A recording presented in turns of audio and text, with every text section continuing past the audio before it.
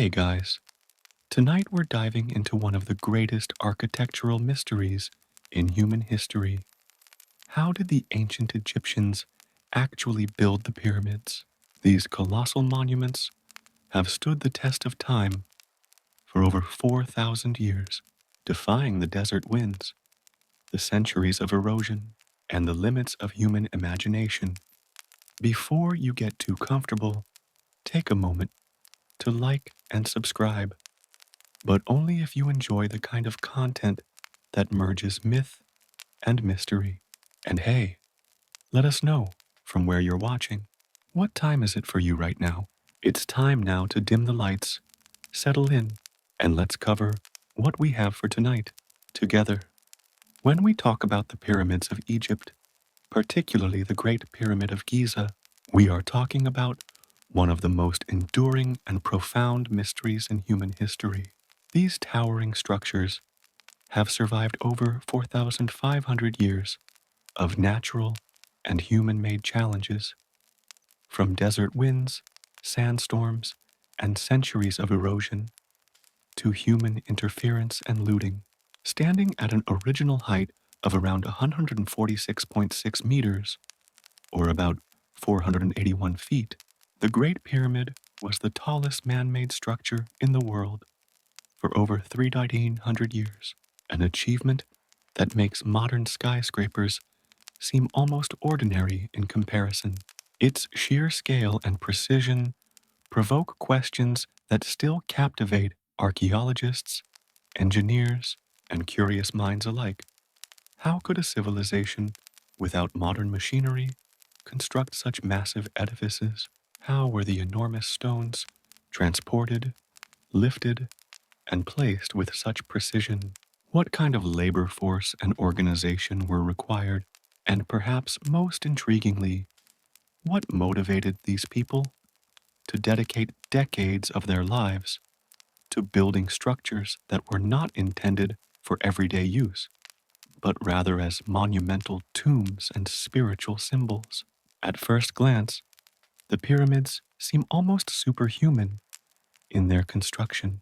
The Great Pyramid alone consists of an estimated 2.3 million limestone and granite blocks, some weighing over 70 tons. To put that in perspective, imagine moving hundreds of thousands of objects heavier than a fully loaded truck without cranes, forklifts, or even steel tools. Many people throughout history have speculated that the construction methods must have been impossible for ancient humans to accomplish. Theories range from alien intervention to lost technologies, but the reality, as revealed by modern archaeology, is even more fascinating. The pyramids were built through extraordinary human ingenuity, precise organization, and a sophisticated understanding of mathematics, astronomy, and engineering principles. The importance of the pyramids goes beyond their architectural wonder. They are monuments to a civilization deeply intertwined with religion, governance, and societal hierarchy. The pharaohs, considered divine rulers, were believed to need monumental tombs to secure their journey to the afterlife and maintain cosmic order, a concept the Egyptians called ma'at. Building the pyramids was not simply a construction project, it was a societal and religious mission. Each block placed was an offering, each alignment a tribute to the gods, and each structural choice carefully considered to fulfill both practical and spiritual purposes. The pyramids were designed to last for eternity, not only as tombs, but as symbols of the pharaoh's power and the civilization's enduring legacy. The mystery begins the moment one approaches the pyramids. Scholars, tourists, and explorers have often marveled at the incredible accuracy of their construction. The sides of the Great Pyramid are aligned almost perfectly with the cardinal points, north, south, east, and west, with an error margin of just a fraction of a degree. The base is incredibly level, deviating less than 2 centimeters over a distance of more than 230 meters. This precision was achieved without the instruments we take for granted today, such as laser levels or GPS systems.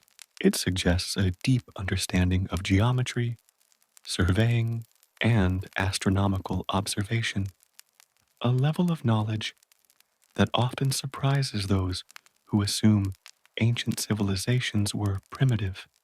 Even more intriguing are the methods used to cut, shape, and transport the stone. While today we might use machinery, the Egyptians relied on copper tools, stone hammers, wooden sledges, and sheer human labor. They developed techniques to quarry limestone locally and transport heavier granite blocks from Aswan, nearly 900 kilometers, over 550 miles away. They organized teams of workers in rotational schedules, supplied them with food, housing, and medical care, and created temporary infrastructure on the plateau to manage the logistics of this enormous endeavor. Evidence from workers' villages and hieroglyphic inscriptions suggests a society capable of not only mobilizing massive labor forces, but also motivating them with a combination of national pride, religious duty, and skilled supervision. The question of how the pyramids were constructed has fascinated humans for centuries. Classical historians like Herodotus documented theories and observations in the 5th century BCE, often mixing facts with legend.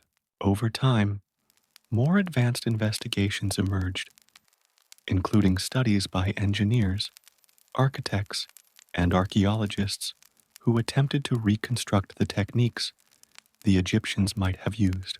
Modern technologies, such as 3D mapping, thermal imaging, and computer simulations, have shed light on previously unknown aspects of pyramid construction, including hidden chambers, air shafts, and structural reinforcements. Each discovery adds nuance to our understanding and simultaneously deepens the mystery, revealing a civilization that combined practical engineering with profound spiritual vision. What makes the pyramids particularly fascinating is the interplay between simplicity and complexity.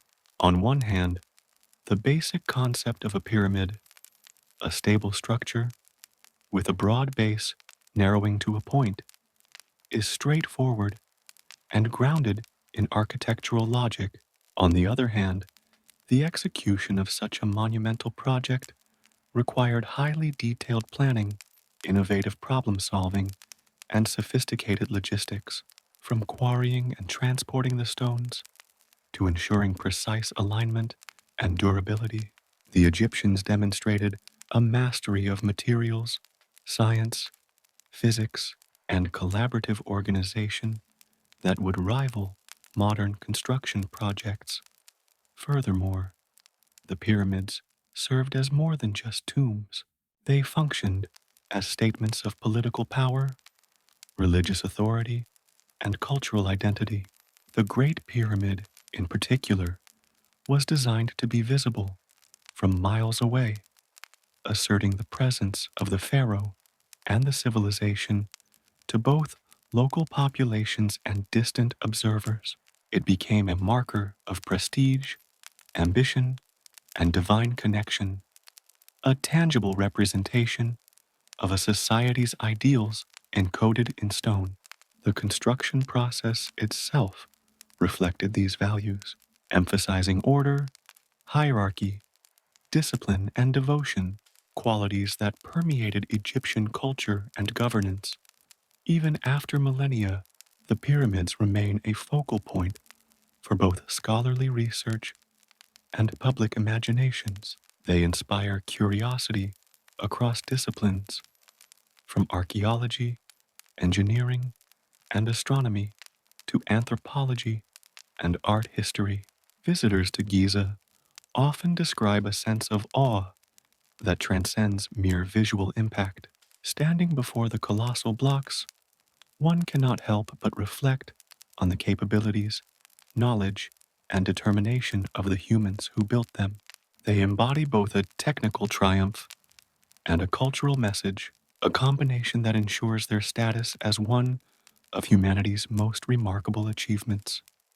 In exploring the timeless question of how the pyramids were built, we begin to understand not only the engineering genius of ancient Egypt, but also the broader cultural and spiritual framework that made such monumental projects possible.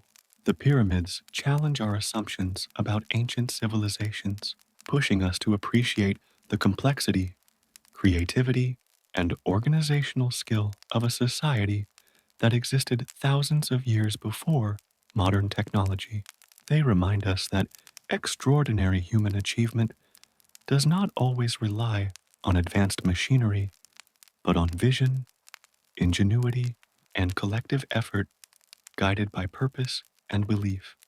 So, as we embark on this journey to uncover the secrets behind the pyramid's construction, we step into a world of astounding human capability, intricate planning, and timeless inspiration. From the alignment of the stones to the methods of transportation, from the social organization to the symbolic meaning, each element of pyramid construction opens a window into the remarkable mind and society of ancient Egypt. And as we continue, you will see that the question of how is inseparable from the story of human ingenuity, persistence, and wonder, a story that continues to captivate the imagination of millions, and one that promises to reveal even more secrets the deeper we delve. To understand how the ancient Egyptians built the pyramids, it is crucial to first step into the world of the Pharaohs.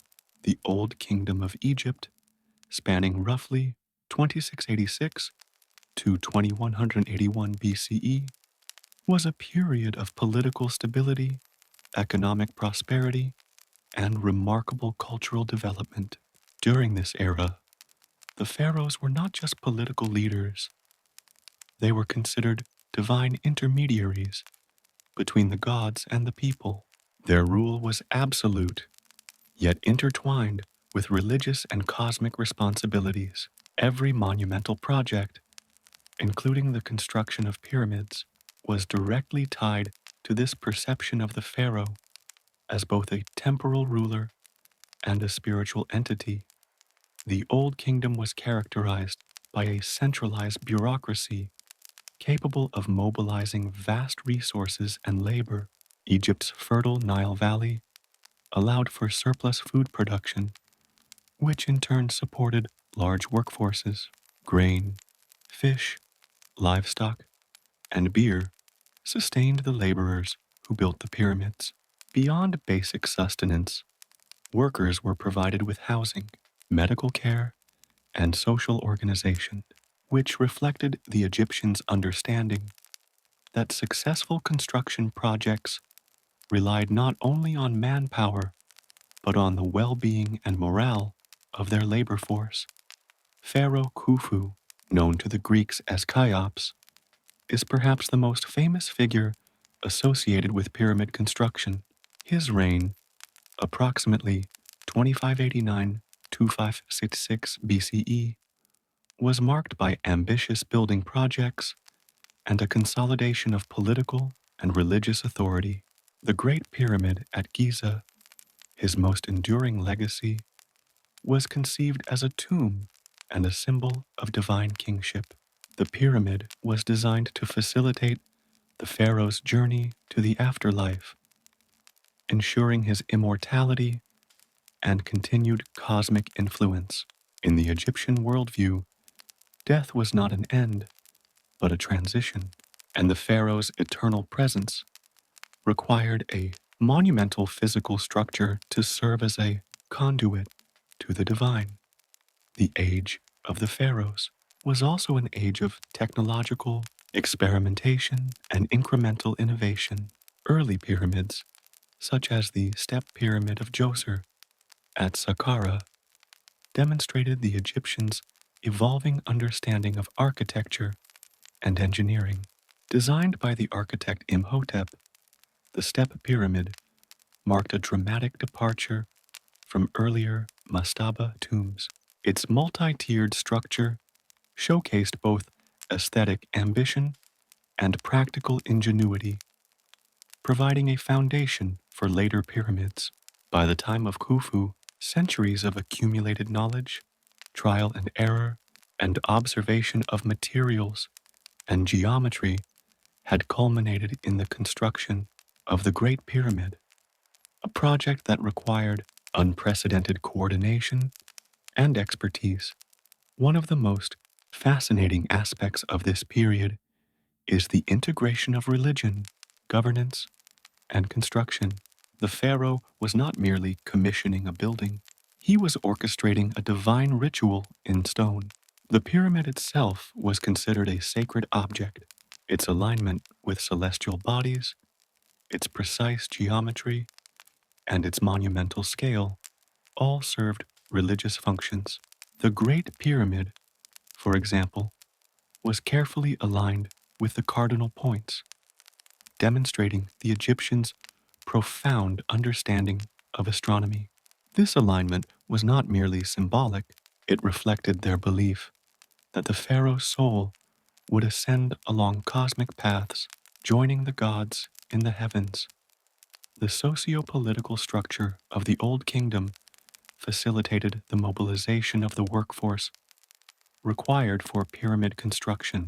At Giza, workers were organized into hierarchical teams, each with specific responsibilities, from quarrying and transporting stone to shaping blocks and assembling them on the pyramid. Archaeological discoveries, such as workers' villages, reveal the existence of structured support systems, including bakeries, breweries, medical facilities, and dormitories. The Egyptians understood that labor efficiency and morale were directly tied to adequate food, shelter, and social cohesion, making the workforce not a group of forced laborers, but a highly organized and motivated community. Moreover, the pharaohs used monumental architecture to assert political power and communicate their authority. The pyramids were visible for miles across the desert, serving as symbols of stability, permanence, and divine favor. In an era when Egypt's borders were relatively secure, the pyramids reinforced both internal and external perceptions of the pharaoh's might. They were a tangible representation of a ruler's ability to command vast resources, coordinate complex projects, and leave a lasting legacy. This combination of political, religious, and practical factors made pyramid construction a defining feature of the Old Kingdom. During Khufu's reign, the Nile's predictable flooding patterns played a crucial role in construction logistics. Seasonal inundations allowed for the transportation of massive stone blocks along waterways, reducing the reliance on overland dragging across sand. The Egyptians' intimate knowledge of their environment, agriculture, river behavior, and seasonal cycles was leveraged to optimize construction processes. This careful planning highlights a society that combined environmental awareness with technological innovation and social organization, a synergy that enabled feats that might otherwise seem impossible. The age of the pharaohs was also an age of documentation and record keeping. While much has been lost over millennia, surviving inscriptions, papyri, and architectural remnants provide insight into their methods and priorities. They meticulously recorded measurements, construction progress, and religious rituals associated with tomb building. This attention to detail was not merely administrative, it reflected a worldview in which cosmic order, or ma'at, required precise execution in all aspects of life, including monumental architecture. Beyond logistics and religion, the construction of pyramids also reflected the Egyptians' artistic and intellectual pursuits.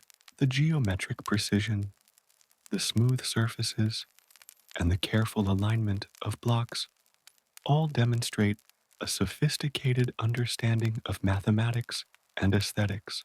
The pyramids were both functional and symbolic, serving as tombs while simultaneously embodying the Egyptians' vision of harmony, proportion, and eternal order. These principles were embedded in their society and culture, influencing everything from temple construction to daily life, and culminating in the ultimate expression of ambition in the pyramids of Giza. In summary, the Age of the Pharaohs provides the context necessary to understand pyramid construction.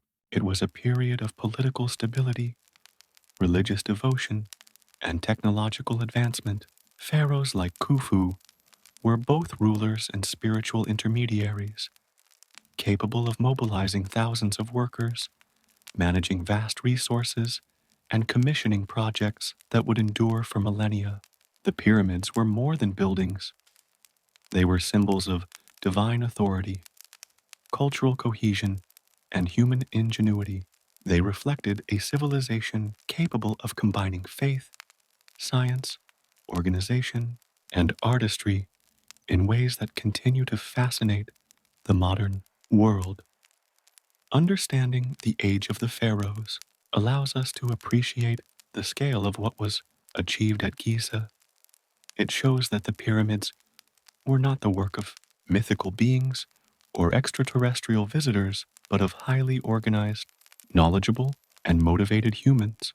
These structures are a testament to what a society can achieve when vision, purpose, and human potential align. And as we continue exploring the methods, tools, and logistics of pyramid construction, we begin to see the incredible combination of skill, strategy, and belief that made these ancient wonders possible, an interplay of factors that remains awe-inspiring even thousands of years later. When people imagine the construction of the pyramids, a common misconception immediately comes to mind. Slaves toiling endlessly under the scorching Egyptian sun, driven by fear of punishment or oppression. For centuries, this image dominated popular imagination, largely influenced by classical writers like Herodotus and Hollywood portrayals. However, modern archaeology and careful study of historical records paint a very different and far more fascinating picture. The pyramids were not built by slaves in chains. They were the product of organized, skilled laborers working in a sophisticated system that combined human ingenuity, social structure, and religious devotion. Excavations around the Giza Plateau, especially in the early 20th and 21st centuries, revealed substantial evidence of worker villages, bakeries, breweries, cemeteries, and even medical facilities. These settlements, often located within a short walking distance of the construction sites, indicate that the laborers were relatively well cared for and organized. The remains of thousands of workers have been uncovered, showing they were nourished with a diet rich in bread, beer, vegetables, fish, and occasionally meat, an unusual provision for laborers of the ancient world. This strongly suggests that the pyramid builders were considered essential to society, their work imbued with spiritual and national importance, rather than coercion. The workforce itself was highly structured, Teams were divided into crews, sometimes referred to as philes, which were further subdivided into smaller groups responsible for specific tasks. For example, one team might be dedicated to quarrying limestone from nearby sites, while another specialized in shaping granite blocks transported from Aswan. Other teams managed transportation, moving massive stones on sledges and lubricating sand with water to reduce friction, as evidenced by wall paintings and recent experiments. Each team had leaders or foremen who ensured efficiency, precision, and coordination, critical factors when thousands of men were working on a single monumental structure. Seasonal labor patterns also played a significant role. Egypt's agricultural calendar, dictated by the Nile's annual flood, provided a natural labor cycle.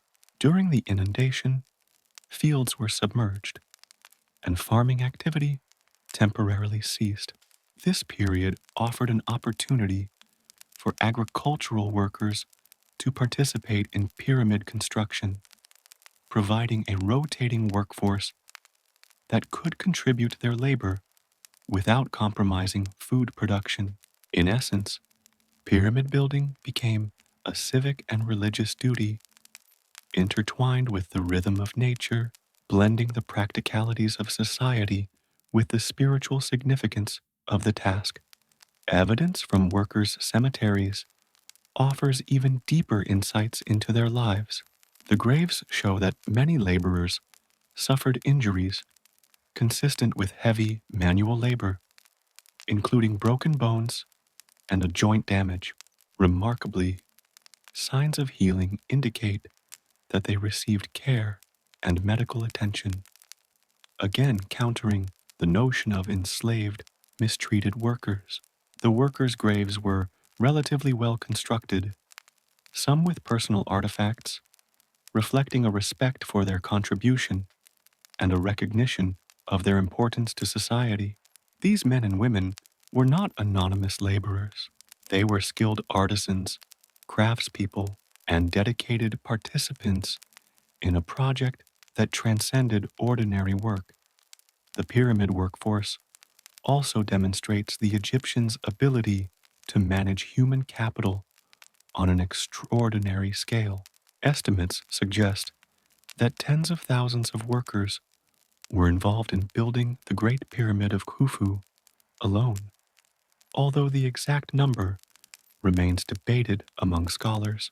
Organizing such a workforce required detailed logistical planning, ensuring consistent food supply, water, shelter, medical care, and morale, alongside supervision and coordination. It is likely that workers were incentivized not only through pay and sustenance, but also through religious and social prestige. Contributing to the construction of a pharaoh's pyramid was considered a sacred act, one that ensured alignment with cosmic order, or Mayat, and reflected a spiritual commitment to the gods and the afterlife. Craft specialization was another remarkable aspect of the workforce. The pyramid builders were not merely laborers moving stones. Many were highly skilled artisans, capable of precise stone cutting, shaping, and polishing. Granite blocks used in the king's chamber, for instance, required expert knowledge of tools, techniques, and material properties to achieve their smooth finish. Other workers handled logistics, transportation, and engineering challenges. This level of skill distribution demonstrates an advanced understanding of project management. With the right expertise assigned to the right task, an organizational principle that modern construction projects still follow. Today, the environment in which these workers operated was both challenging and inspiring. The Giza Plateau is an arid desert region with extreme temperatures in summer and limited natural resources. Yet, the Egyptians turned these constraints into advantages. They sourced limestone locally, reducing transportation difficulties, while granite and other hard stones were floated along the Nile to minimize overland hauling.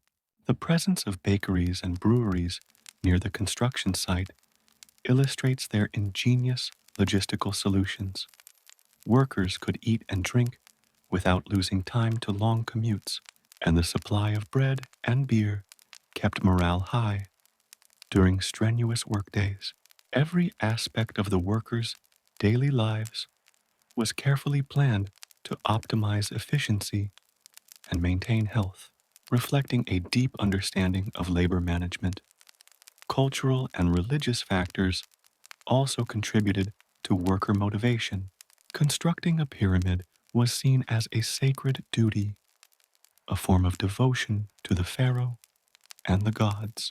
Hieroglyphic inscriptions and historical records suggest that workers believed their labor had spiritual significance, contributing to the pharaoh's journey to the afterlife and, by extension, the stability of the cosmos. This spiritual dimension likely inspired dedication, loyalty, and attention to detail, transforming the act of moving stones into an expression of collective religious purpose. Even social organization played a role. Workers were often assigned to families or units named creatively, sometimes humorously, such as the Friends of Khufu or the Drunkards of Menkaure, as noted in excavation reports. These naming conventions suggest camaraderie, team spirit, and a sense of identity within the workforce. Competition between teams may have encouraged efficiency, while rituals, meals, and celebrations reinforced cohesion. This balance of discipline, pride, and social connection created a work environment that fostered both productivity and morale, an approach that resonates with modern understandings of human motivation. In addition to human labor, simple but clever technological solutions amplified the workforce's capabilities.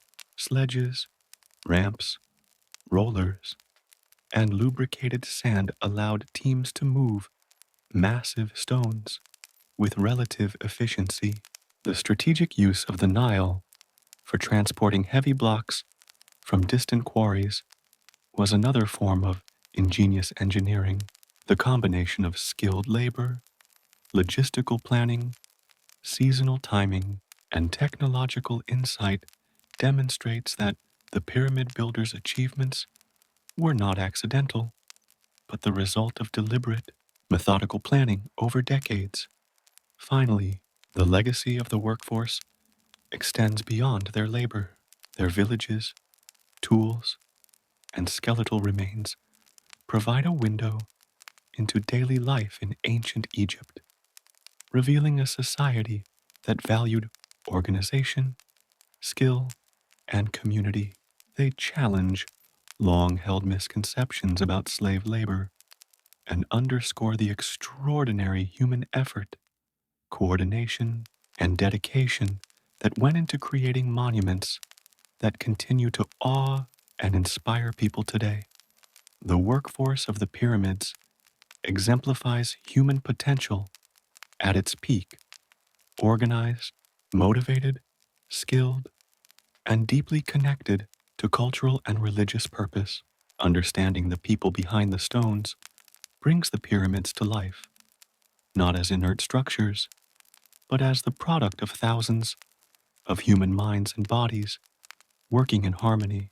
Their ingenuity, perseverance, and devotion make the construction of the pyramids not just a marvel of engineering, but a testament to the enduring power of human collaboration and vision. One of the most striking aspects of the Egyptian pyramids is not only their scale, but also the sheer mass and variety of the materials used in their construction. When you stand before the Great Pyramid of Giza, it is almost impossible to fully comprehend the scale of the stones. the logistics are required to source and move them, and the precision with which they were cut and assembled. Each block tells a story, not only of the labor that went into moving it, but also of the ingenuity, resourcefulness, and deep understanding of materials that the ancient Egyptians possessed. The primary material used in pyramid construction was limestone, locally quarried from the Giza plateau itself. This relatively soft stone was ideal for the majority of the pyramid's core. Its accessibility minimized the difficulties of long-distance transportation, making it the backbone of construction. However, not all limestone was equal. Fine white limestone, sourced from quarries across the Nile to the south, was reserved for the outer casing stones that gave the pyramids their smooth, gleaming surfaces in antiquity. These polished blocks reflected sunlight, making the pyramids shine brilliantly, almost like jewels in the desert, visible for miles. Sadly, most of these casing stones were removed in later centuries for other building projects, leaving behind the rugged core blocks we see today. The granite used in the inner chambers, particularly the King's Chamber of the Great Pyramid, presents an entirely different set of challenges. Sourced from Aswan, nearly 900 kilometers, or over 550 miles, to the south, granite is much harder than limestone, often exceeding 6 on the Mohs scale of hardness. Cutting, shaping, and transporting granite with copper tools would have required extraordinary skill, patience, and innovative techniques.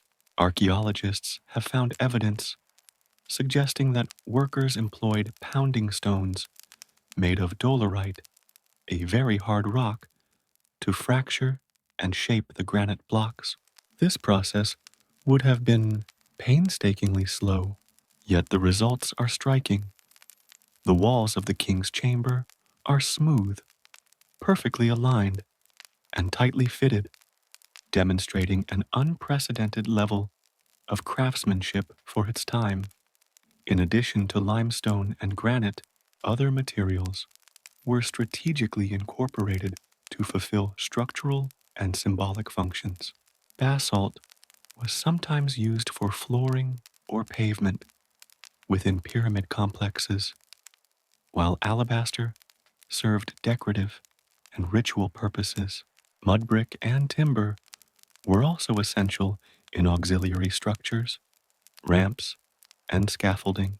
Each material was chosen not only for its physical properties, but also for its cultural significance. Stone was seen as eternal, a fitting medium for monuments meant to last into eternity, while timber and mud brick were functional but perishable, ideal for temporary structures and construction aids. The precision with which these materials were cut and assembled is particularly remarkable. Blocks were quarried to exact dimensions, with tight tolerances that required extraordinary measurement skills.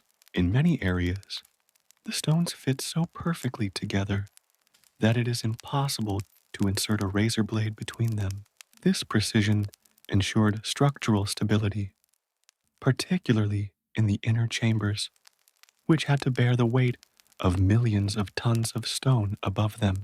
The ancient Egyptians did not have iron tools or power-driven machinery, yet they achieved what modern engineers might find astonishing: an enduring structure capable of withstanding thousands of years of environmental stress. Transporting the materials to the construction site was a feat of logistical genius. The heavier limestone blocks were moved short distances across the plateau, often using wooden sledges and lubricated sand to reduce friction. Workers likely coordinated teams to pull the sledges in unison, using ropes and possibly even rollers to distribute the load. Moving granite from Aswan, however, required a combination of river transport and overland hauling. During the annual inundation of the Nile, the Egyptians built barges capable of floating the massive stones downstream. Once they reached Giza, the stones were unloaded and transported overland using sledges, ramps, and human coordination. Every step of this process required careful planning and a deep understanding of weight, leverage, and materials. The quarries themselves provide additional insight into the Egyptians' mastery of materials.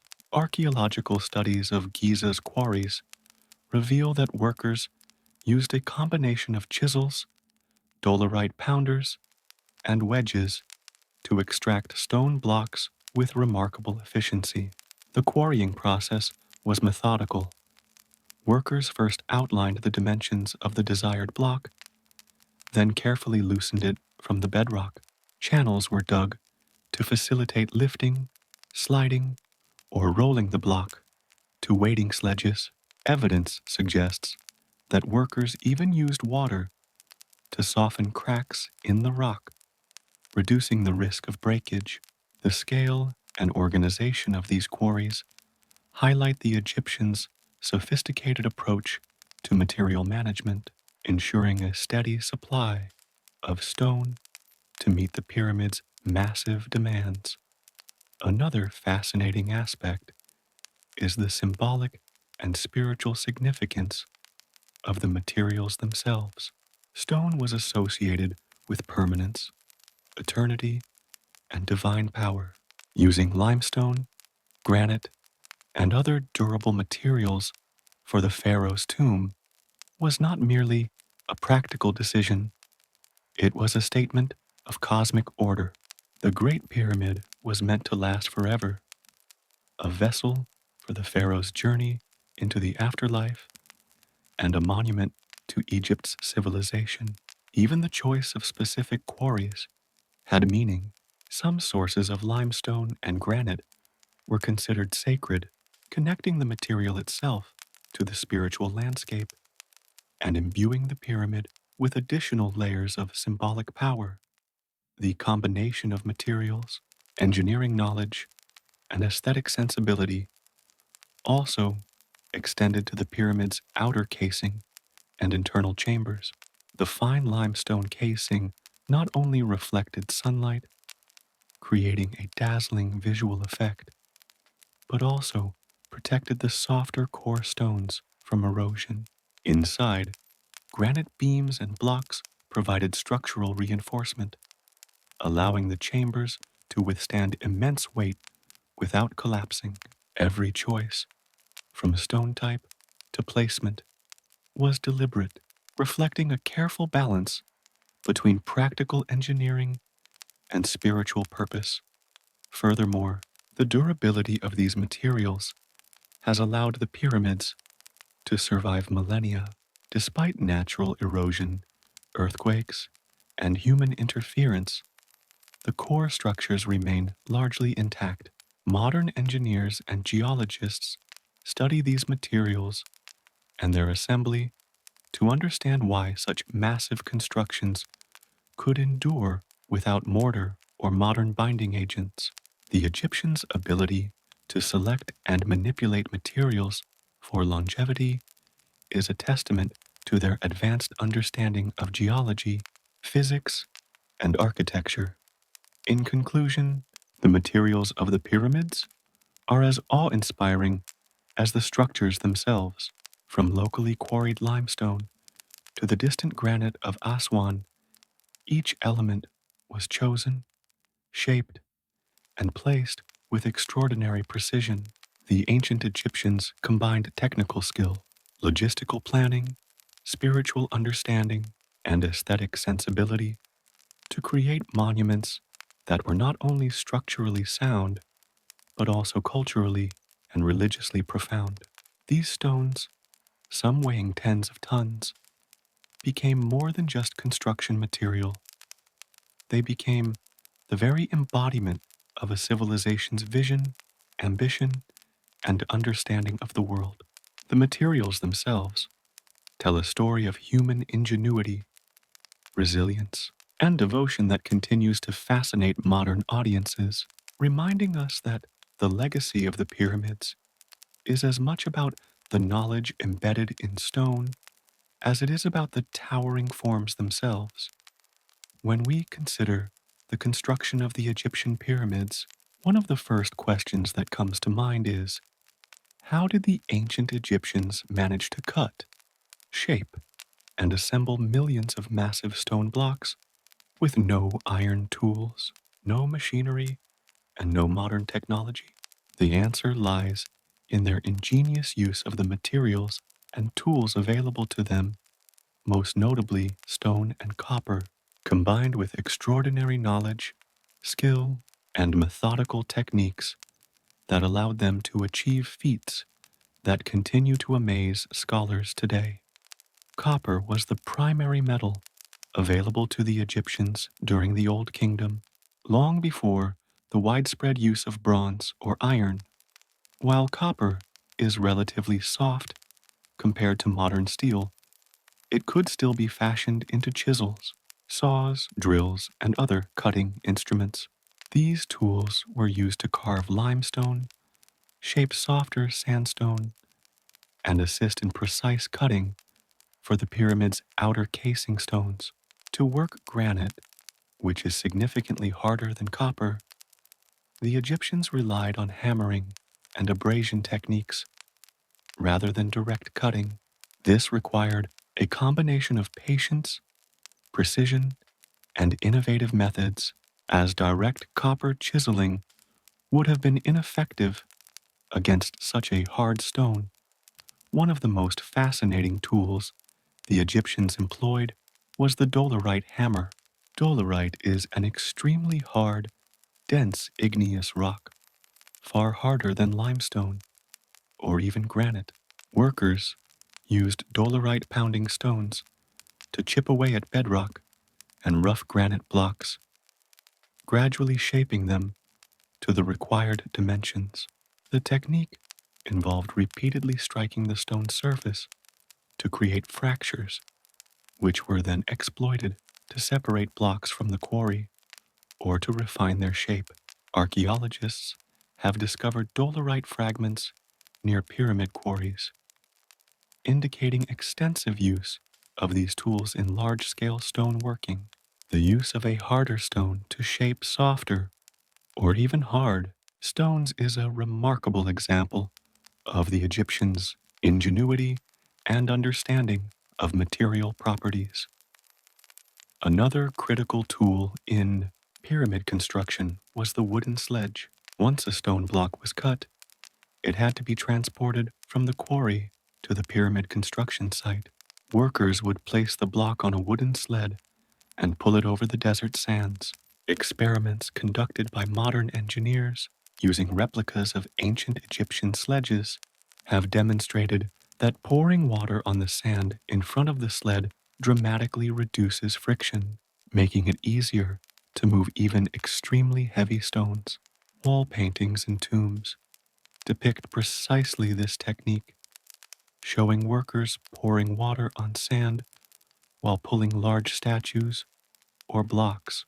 This simple yet highly effective method reveals the Egyptians' deep understanding of physics and materials, as well as their ability to apply practical solutions to logistical challenges.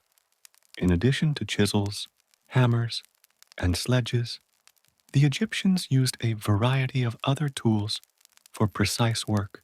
Copper saws, often embedded with sand or quartz grit, were used to cut stone in a controlled manner. Wooden mallets and levers provided leverage for lifting and adjusting blocks into position. Ropes made from papyrus or palm fibers allowed for the coordination of pulling teams, while wooden rollers and platforms facilitated the movement of stones over uneven terrain. The Egyptians were masters of adapting simple tools to complex tasks, often combining them in innovative ways to achieve the precision required For pyramid construction, measurement and alignment tools were equally important. Building a structure as precise as the Great Pyramid required accurate measurements, level surfaces, and straight lines. The Egyptians used plumb bobs, leveling instruments, and measuring rods to ensure that stones were cut to the correct dimensions and positioned accurately. These tools, combined with careful observation and repeated checks, allowed for the incredibly tight tolerances observed in the pyramid's construction, where gaps between stones can be as small as a few millimeters. Such precision without modern technology is a testament to their expertise and meticulous attention to detail. The construction process also relied on teamwork and the proper coordination of labor. Skilled artisans used the stone and copper tools to cut and shape blocks, while teams of laborers moved and positioned them using sledges, levers, and ramps. Supervisors ensured that each team worked in sync, minimizing errors and maximizing efficiency. This combination of human organization and practical tool use allowed the Egyptians to build structures that have withstood millennia, despite being composed of massive blocks with no mortar in many areas. Furthermore, the Egyptians demonstrated an understanding of material properties beyond simple cutting and moving. For instance, limestone's relative softness allowed for more precise shaping and easier handling, while granite provided unparalleled strength in the internal chambers, capable of withstanding immense weight. Copper tools were used in conjunction with abrasive sands to grind, polish, and finish stones with remarkable accuracy. This careful pairing of materials and tools reflects not only technical skill, but also deep observational knowledge gained over decades, if not centuries, of experience with quarrying and construction. Archaeological findings support the extensive use of these tools. Quarries around Giza and Aswan show evidence of copper chisels embedded in limestone, dolerite hammer marks on granite surfaces, and remnants of wooden sledges and ramps. The wear patterns and distribution of these tools indicate systematic, large-scale use, confirming that the construction process was methodical and highly organized. Experimental archaeology has further validated these techniques, demonstrating that with the tools available, the Egyptians could realistically cut, shape, and move stones at the scale required for pyramid construction. Even more impressive is the way these tools were used to achieve aesthetic precision. The outer casing stones were smoothed to a mirror-like finish, aligning perfectly with adjacent blocks, demonstrating an extraordinary combination of craftsmanship and technical ability. Inside the pyramids, chambers and passageways were constructed with an accuracy that allowed massive granite beams to bear enormous loads without the use of modern reinforcement. The results speak to a sophisticated knowledge of engineering principles, material science, and applied mechanics, all achieved with tools that, by today's standards, seem primitive. In conclusion, the tools of stone and copper were more than mere implements. They were extensions of the Egyptians' skill, ingenuity, and understanding of the world around them. From copper chisels and saws to dolerite hammers, sledges, ropes, and wooden levers, every tool was carefully designed or adapted for a specific purpose. The combination of simple yet effective technology, expert craftsmanship, and innovative problem solving allowed the Egyptians to construct the pyramids with astonishing precision and durability. These tools, when wielded by skilled hands, became instruments of human genius, transforming raw stone into monumental expressions of cultural, religious, and architectural mastery. The story of pyramid construction is, in many ways, a story of how humans, with determination, intelligence, and a few well-designed tools, can achieve the seemingly impossible. One of the most captivating and debated aspects of pyramid construction is the transportation of the enormous stones from quarries to the construction site. When we think about the Great Pyramid of Giza, we're talking about millions of blocks, some weighing as much as 70 tons, moved hundreds of kilometers without modern machinery, vehicles, or cranes.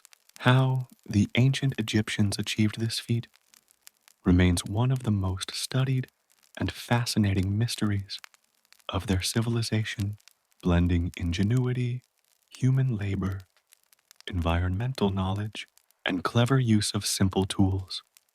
The core question revolves around logistics. How did they move these stones efficiently, safely, and precisely? Most of the limestone used in the Great Pyramid's core was quarried locally, just a few hundred meters from the site, which minimized transport challenges. However, the fine white limestone used for the pyramid's outer casing came from quarries across the Nile to the south, while the massive granite blocks in the king's chamber were transported all the way from Aswan, nearly 900 kilometers away. Moving such immense weights required both mechanical innovation and strategic planning. Archaeologists have discovered compelling evidence that the Egyptians relied heavily on wooden sledges to transport these blocks overland. The stones were placed on these sledges, which workers then pulled across the desert sands using ropes. At first glance, this seems nearly impossible. The friction between the sledge and sand would make dragging a 270-ton block incredibly difficult. But wall paintings and experimental archaeology provide a clue. The Egyptians poured water onto the sand in front of the sledges. By moistening the sand, the friction decreased significantly, making it much easier for teams to pull the blocks. Experiments have confirmed that even a relatively small amount of water can dramatically reduce the effort required to move massive loads. This simple technique reveals an intuitive understanding of physics, predating formal scientific principles by millennia. While local transport was challenging but achievable, moving granite from Aswan presented a far greater problem. These stones were quarried far upstream along the Nile and had to be transported hundreds of miles to Giza. The Egyptians turned to the river itself as a natural highway. During the annual inundation, when the Nile swelled and flooded surrounding fields, the stones were loaded onto specially designed barges capable of floating heavy loads. These barges traveled downstream with remarkable precision, guided by teams of sailors and navigators who understood the river's currents, seasonal variations, and hazards. Once the stones reached Giza, workers offloaded them and used sledges, ramps, and lever systems to move them into place. The challenge of moving blocks overland from river docks to the construction site led to the development of ingenious ramp systems. Scholars have proposed multiple theories regarding ramp construction. One of the earliest and most intuitive theories is the straight ramp, which extended directly from the base of the pyramid to the level of the current construction stage. While this approach is simple to visualize, the sheer volume of materials required to build such a ramp for the entire height of the Great Pyramid would have been enormous, possibly exceeding the volume of the pyramid itself. Other theories suggest zigzagging or spiral ramps wrapping around the pyramid's exterior. These ramps would have allowed workers to move blocks incrementally higher without building an enormous single ramp. Some researchers even propose internal ramps hidden within the pyramid's core, providing a discrete path to transport stones upward while preserving space and materials. Although definitive evidence for the exact ramp system remains elusive, these theories demonstrate the Egyptians' capacity for creative engineering solutions and adaptability in addressing complex logistical challenges. The coordination of labor was equally important in transport. Tens of thousands of workers would have been involved in moving stones, requiring careful supervision and organization. Teams of workers would pull sledges in unison, guided by foremen and using rhythmic chants or calls to synchronize their efforts. This organization prevented accidents, optimized energy use, and ensured that stones were positioned accurately at each stage of construction. The Egyptians' success in this area underscores their expertise, not only in engineering, but in managing large-scale human labor with efficiency and precision. Transporting the blocks was not just a physical task, but also a ritualized activity.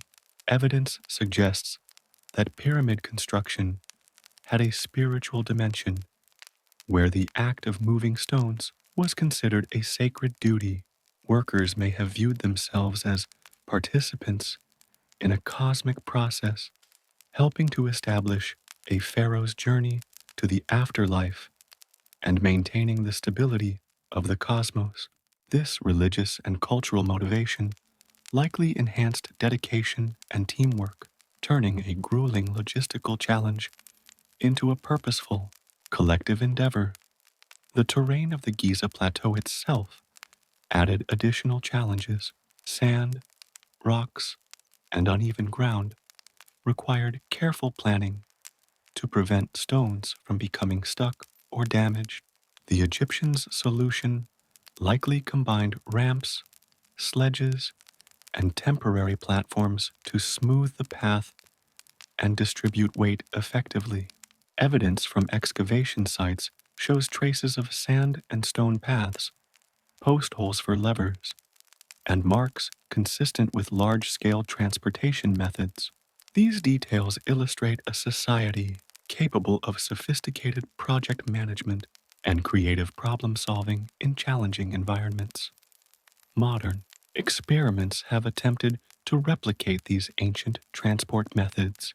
Archaeologists and engineers have successfully moved large stones using sledges, water-lubricated sand, and teams of coordinated workers, confirming that the techniques described in historical sources were both practical and effective. These reconstructions highlight the combination of simple technology, human organization, and applied physics that made pyramid transport possible, a method that was both accessible and scalable to the massive scale of the project. In addition to horizontal transport, vertical lifting presented another challenge. Moving stones from ground level to higher layers of the pyramid required ramps, levers, and potentially even counterweight systems. Workers may have combined multiple methods: zigzag ramps for long distances, small lever adjustments for precise placement, and coordinated teams to incrementally elevate blocks. This multi-layered approach allowed the Egyptians to maintain accuracy, efficiency, and safety throughout the construction process. Finally, the transport of materials underscores a broader theme of pyramid construction.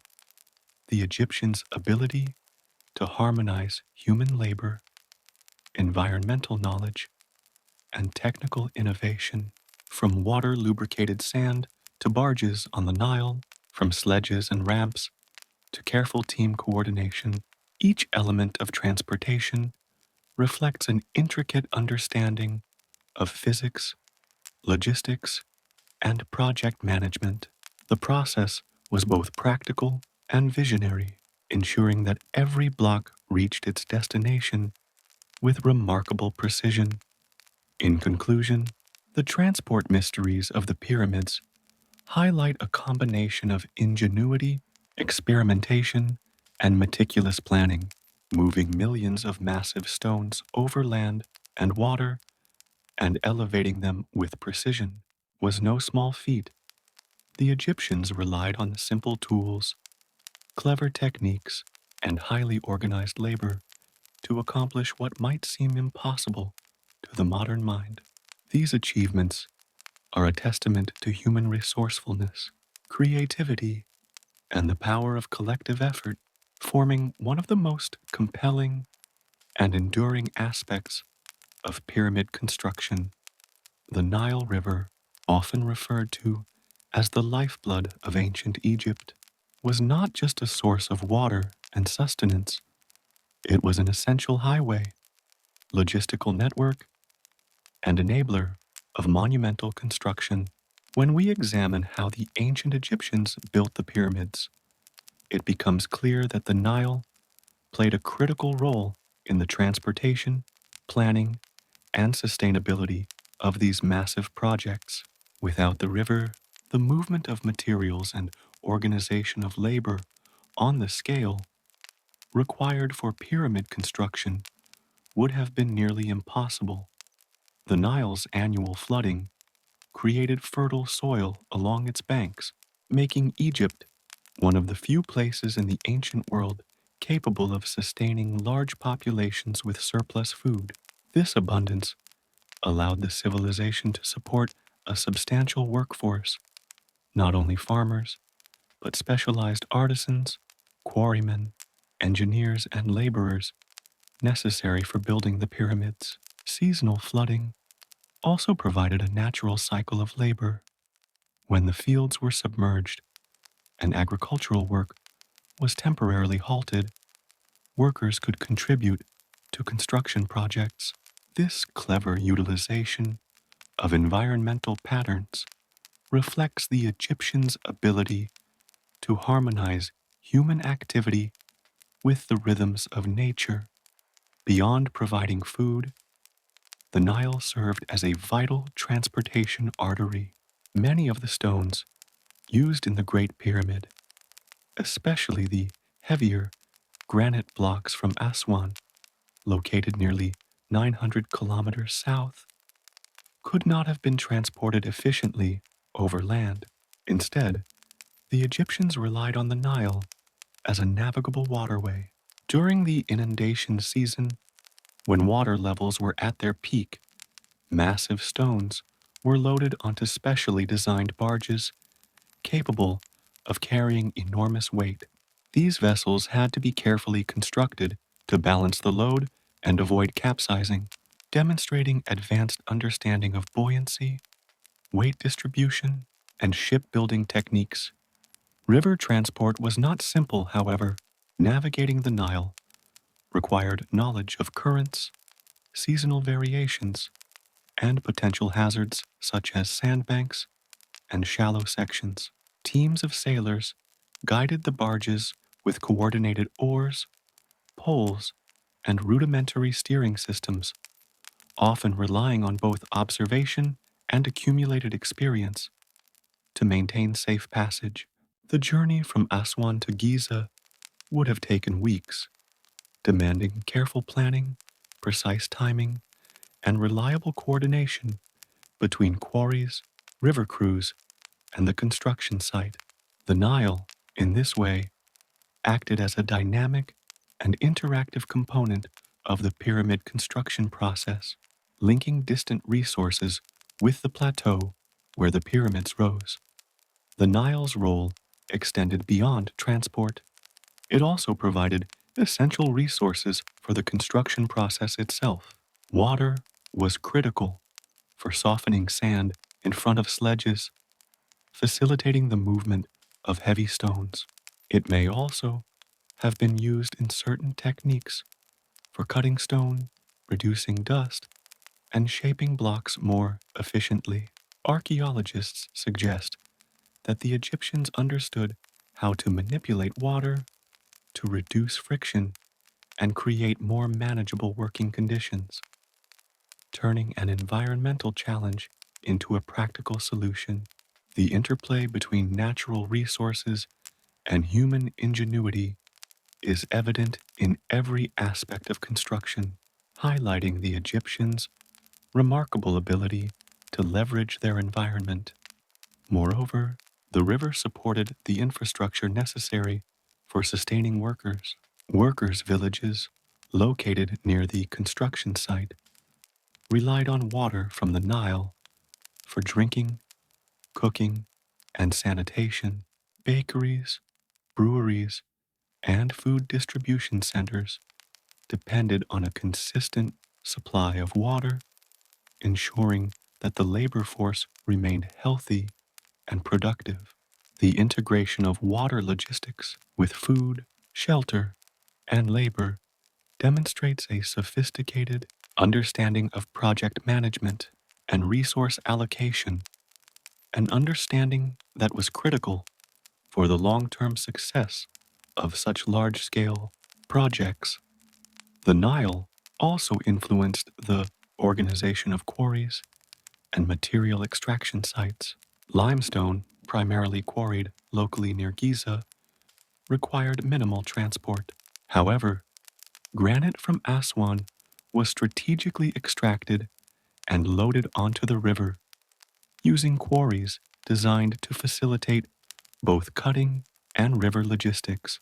This integration of geography, river transport, and construction needs reflects a holistic approach to project planning where every element, from the source of materials to their final placement, was carefully considered. Cultural and spiritual considerations further enhanced the Nile's importance. In Egyptian cosmology, the river was associated with life, fertility, and divine order. It was seen as a conduit between the earthly realm and the divine, reinforcing the spiritual dimension of construction projects.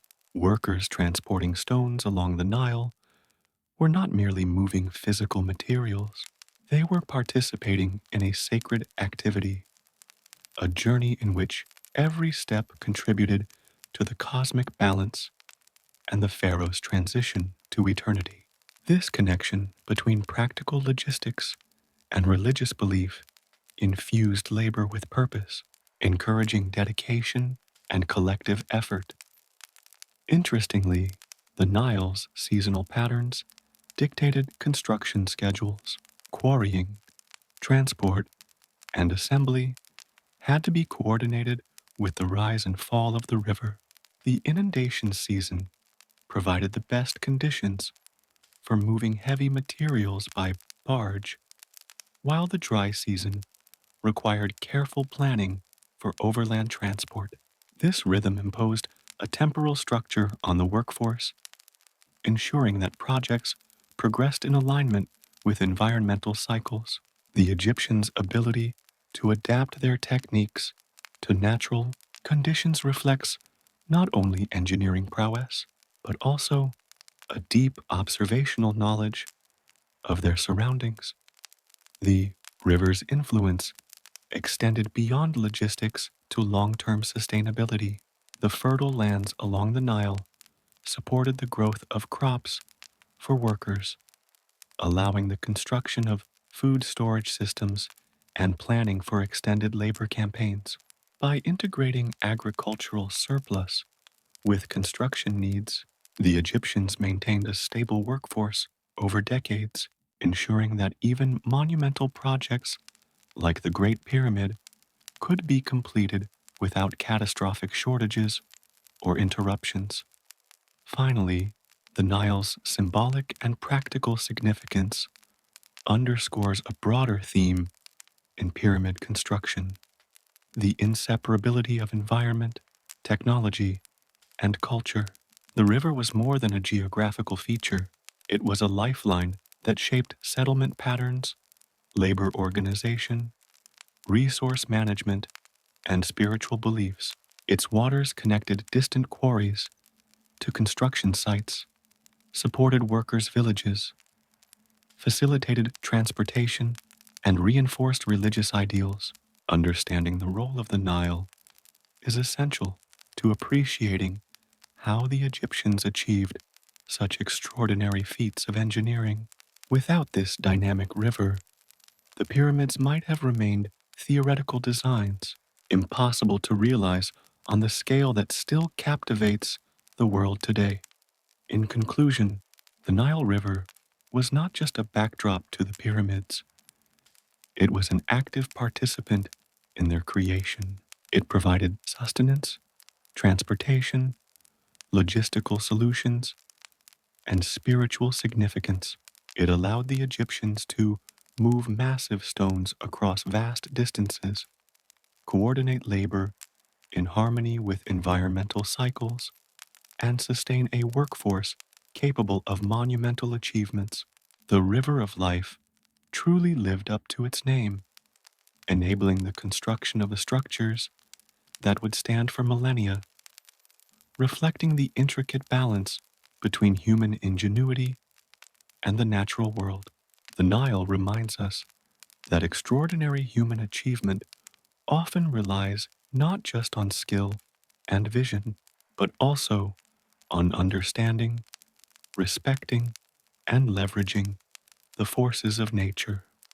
When standing before the pyramids of Giza, one cannot help but marvel at their precise shapes, towering heights, and perfect symmetry. It is easy to assume that such geometric perfection was accidental, a product of simple trial and error. However, the ancient Egyptians were meticulous planners, deeply aware of geometry and its symbolic as well as practical applications. The pyramids are not merely architectural feats, they are a testament to mathematical knowledge and an understanding of spatial relationships that remains astonishing even today. At the heart of pyramid construction lies the concept of the square and the triangle, two fundamental geometric forms. The base of the Great Pyramid is nearly a perfect square, with each side measuring approximately 230.4 meters, 756 feet. The precision of this base is incredible. Deviations are measured in mere centimeters across hundreds of meters. This required accurate surveying techniques, careful measurement, and repeated verification. The Egyptians likely used simple tools such as plumb bobs, leveling instruments, and measuring ropes knotted at regular intervals to ensure that each corner and side aligned correctly. The effort to achieve such precision reflects both practical necessity and a philosophical commitment to harmony and order. Triangles, particularly right-angled triangles, played a crucial role in defining the pyramid's slope. The angle of the Great Pyramid is approximately 51.5 degrees, a measurement chosen not only for structural stability, but also for symbolic significance. The slope ensured that the pyramid's weight was distributed evenly, preventing collapse while enabling the construction of internal chambers. It also aligned aesthetically with the design principles that the Egyptians associated with balance and cosmic order. By using ropes, stakes, and sightlines, workers could maintain consistent angles while raising successive layers of stone, demonstrating a sophisticated grasp of applied geometry. The orientation of the pyramids adds another layer of geometric sophistication. The sides of the Great Pyramid are aligned almost perfectly with the cardinal points north, south, east, and west, with an error margin of only a few minutes of a degree. This precision would have required careful observation of celestial bodies, particularly stars, to determine true north. Ancient Egyptian astronomers may have used the position of the circumpolar stars, which never set below the horizon, as reference points for alignment. Such precision in orientation was not only practical for the structural integrity of the pyramid, but also symbolic, linking the monument to the heavens and the divine. Surveying the base was an exercise in applied geometry. Teams likely established reference points and used a combination of ropes, plumb bobs, and leveling instruments to lay out a perfect square. The process required measuring diagonal distances to confirm right angles, adjusting for natural variations in the plateau, and compensating for subtle shifts in terrain. Every layer of stone built upon this foundation had to maintain geometric integrity, which meant that the Egyptians constantly monitored and corrected alignment as construction progressed. The result is the remarkably uniform structure that has withstood thousands of years of environmental stress. Geometry also governed the internal architecture of the pyramids. The chambers, corridors, and passageways were designed to distribute weight and ensure stability. The king's chamber, constructed from massive granite blocks, demonstrates an understanding of load-bearing geometry. The horizontal and vertical placement of stones ensured that weight was transferred effectively to the pyramid's core, preventing collapse despite the enormous mass above. Precision was essential. Even small misalignments could compromise structural integrity, making careful geometric planning non-negotiable. Beyond practical applications, geometry held symbolic meaning. The pyramid's form, a square base rising to a point, was associated with the connection between the earthly and divine. The square represented stability, order, and the physical world, while the apex symbolized the Pharaohs' ascent to the heavens and union with the gods. Triangles, with their converging lines, symbolized the journey from mortality to eternity. The Egyptians infused their mathematical decisions with spiritual purpose, merging engineering precision with religious significance in ways that continue to captivate modern scholars. The Egyptians' understanding of proportion further demonstrates their geometric sophistication. Ratios, angles, and relative dimensions were carefully chosen to ensure harmony both structurally and visually. Some researchers have even suggested that the dimensions of the Great Pyramid encode mathematical constants, such as pi, reflecting a remarkable awareness of mathematical relationships long before formal calculations were developed. While some interpretations are debated, the very possibility underscores the Egyptians' advanced engagement with numbers, measurement, and proportion. Ramps, used to elevate stones during construction, also required geometric insight. Workers had to calculate slope angles that were steep enough to minimize the length of the ramp, but gentle enough for human and animal labor to move massive blocks safely. The interplay between slope, distance, and force required practical experimentation, trial and error refinement, and knowledge of basic mechanics. By combining observation, geometry, and hands-on experience, the Egyptians solved a problem that continues to challenge engineers today: how to move millions of tons of stone precisely into position without modern machinery. Even the spacing and placement of stones demonstrate geometric awareness. The pyramid's core consists of massive blocks carefully arranged to create stability and balance. Internal voids, relieving chambers, and passageways are positioned with exact calculations to distribute stress evenly.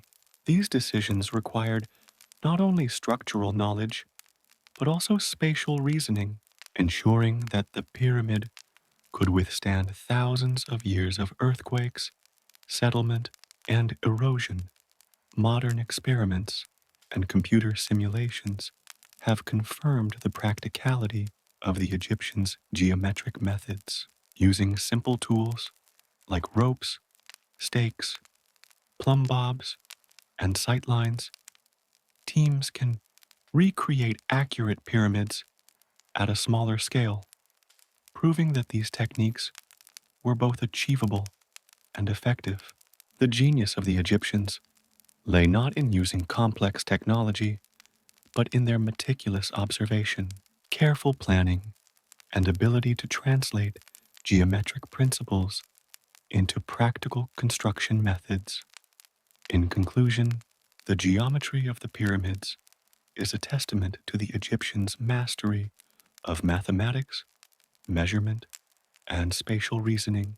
From the perfect square of the base to the precise angles of the slopes, from celestial alignments to internal load distribution, every aspect of the pyramid's design reflects a deep understanding of both practical engineering and symbolic meaning. Geometry was not an abstract concept, but a tool, a guide, and a spiritual framework, enabling the construction of structures that have stood for millennia.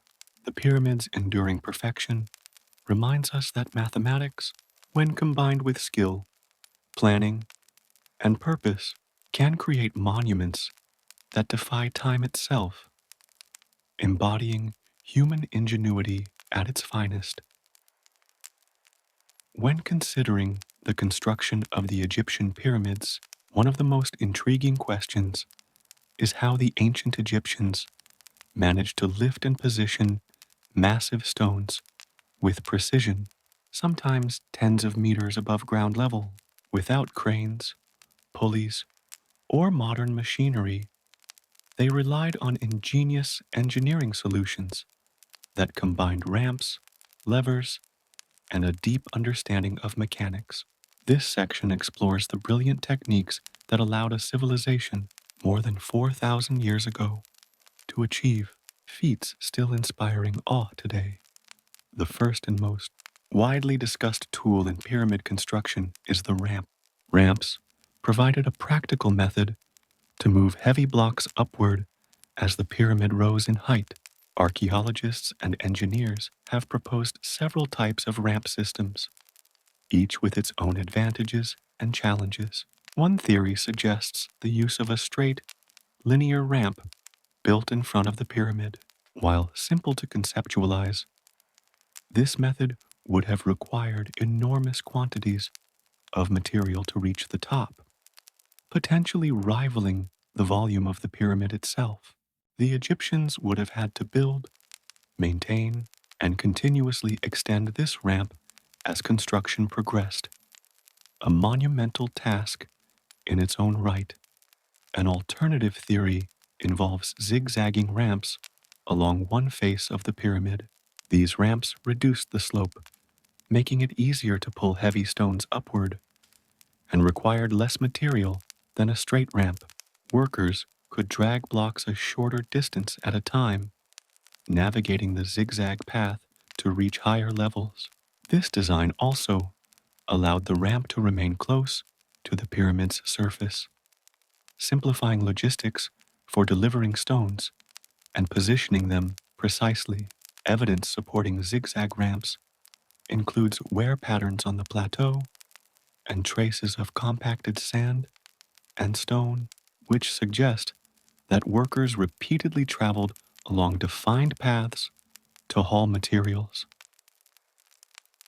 Another innovative proposal is the spiral or helical ramp built around the pyramid's exterior. This ramp would have allowed workers to move blocks in a continuous path around the structure, gradually reaching the top without overly steep inclines. Some researchers even suggest that portions of the pyramid's internal core could have housed hidden ramps, enabling construction without interfering with the outer structure. While archaeological evidence for internal ramps is limited, the concept demonstrates the Egyptians' capacity for creative problem solving, integrating structural integrity, material efficiency, and labor coordination.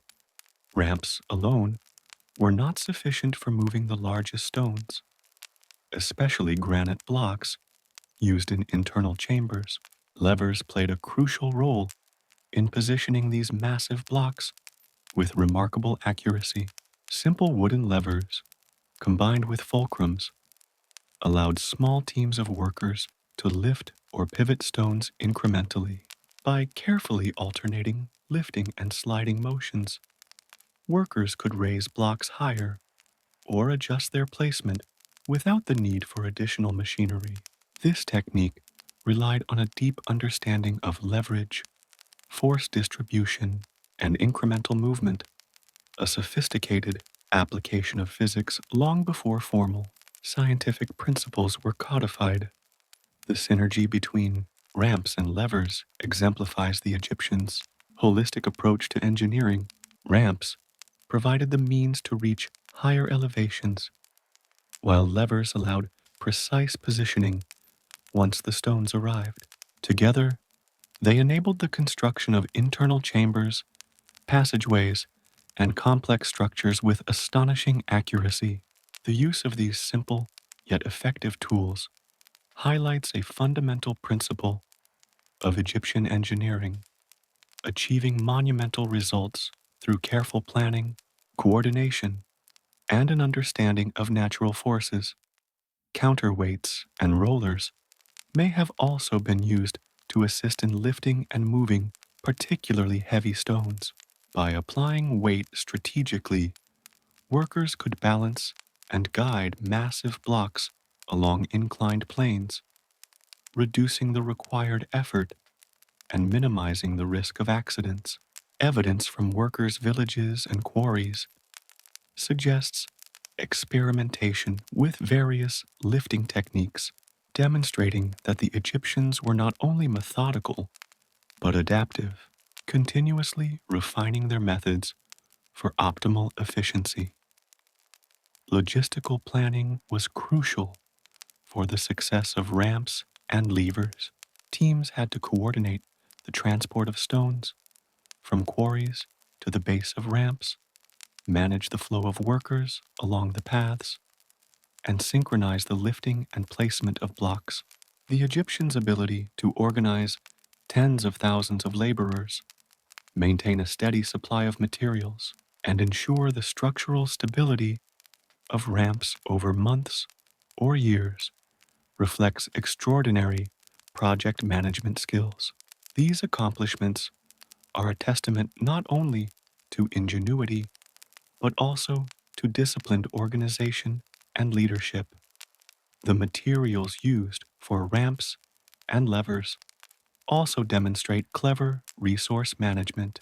Ramps were typically constructed from a combination of limestone chippings, mud brick, and sand, materials that were readily available and easy to manipulate. Wooden beams used in levers and sledges were carefully selected and crafted to maximize strength and durability.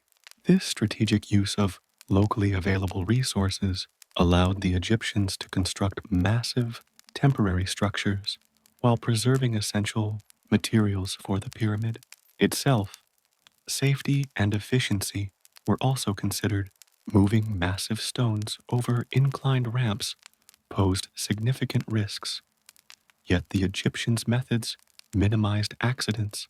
Levers allowed controlled incremental lifting, ropes ensured coordinated movement, and teams worked in unison under the guidance of foremen.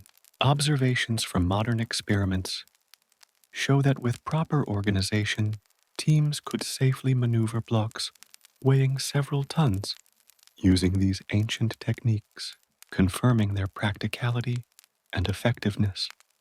The combination of ramps, levers, and human coordination also reveals the Egyptians' intuitive understanding of mechanical principles. While they did not have written formulas for force or friction, they developed methods that optimized leverage, reduced effort, and maximized stability. These techniques reflect centuries of accumulated knowledge, experimentation, and observation, an engineering tradition passed down and refined over generations to achieve results that continue to inspire admiration. Finally, ramps and levers were not only functional, they were carefully integrated into the construction process. The layout of ramps had to consider pyramid alignment, slope angles, and structural load. Levers had to be applied at precise points to lift and position stones without damaging them. This integration of tools, materials, labor, and geometry exemplifies the Egyptians' holistic approach to engineering, in which every aspect of construction was interconnected and meticulously planned.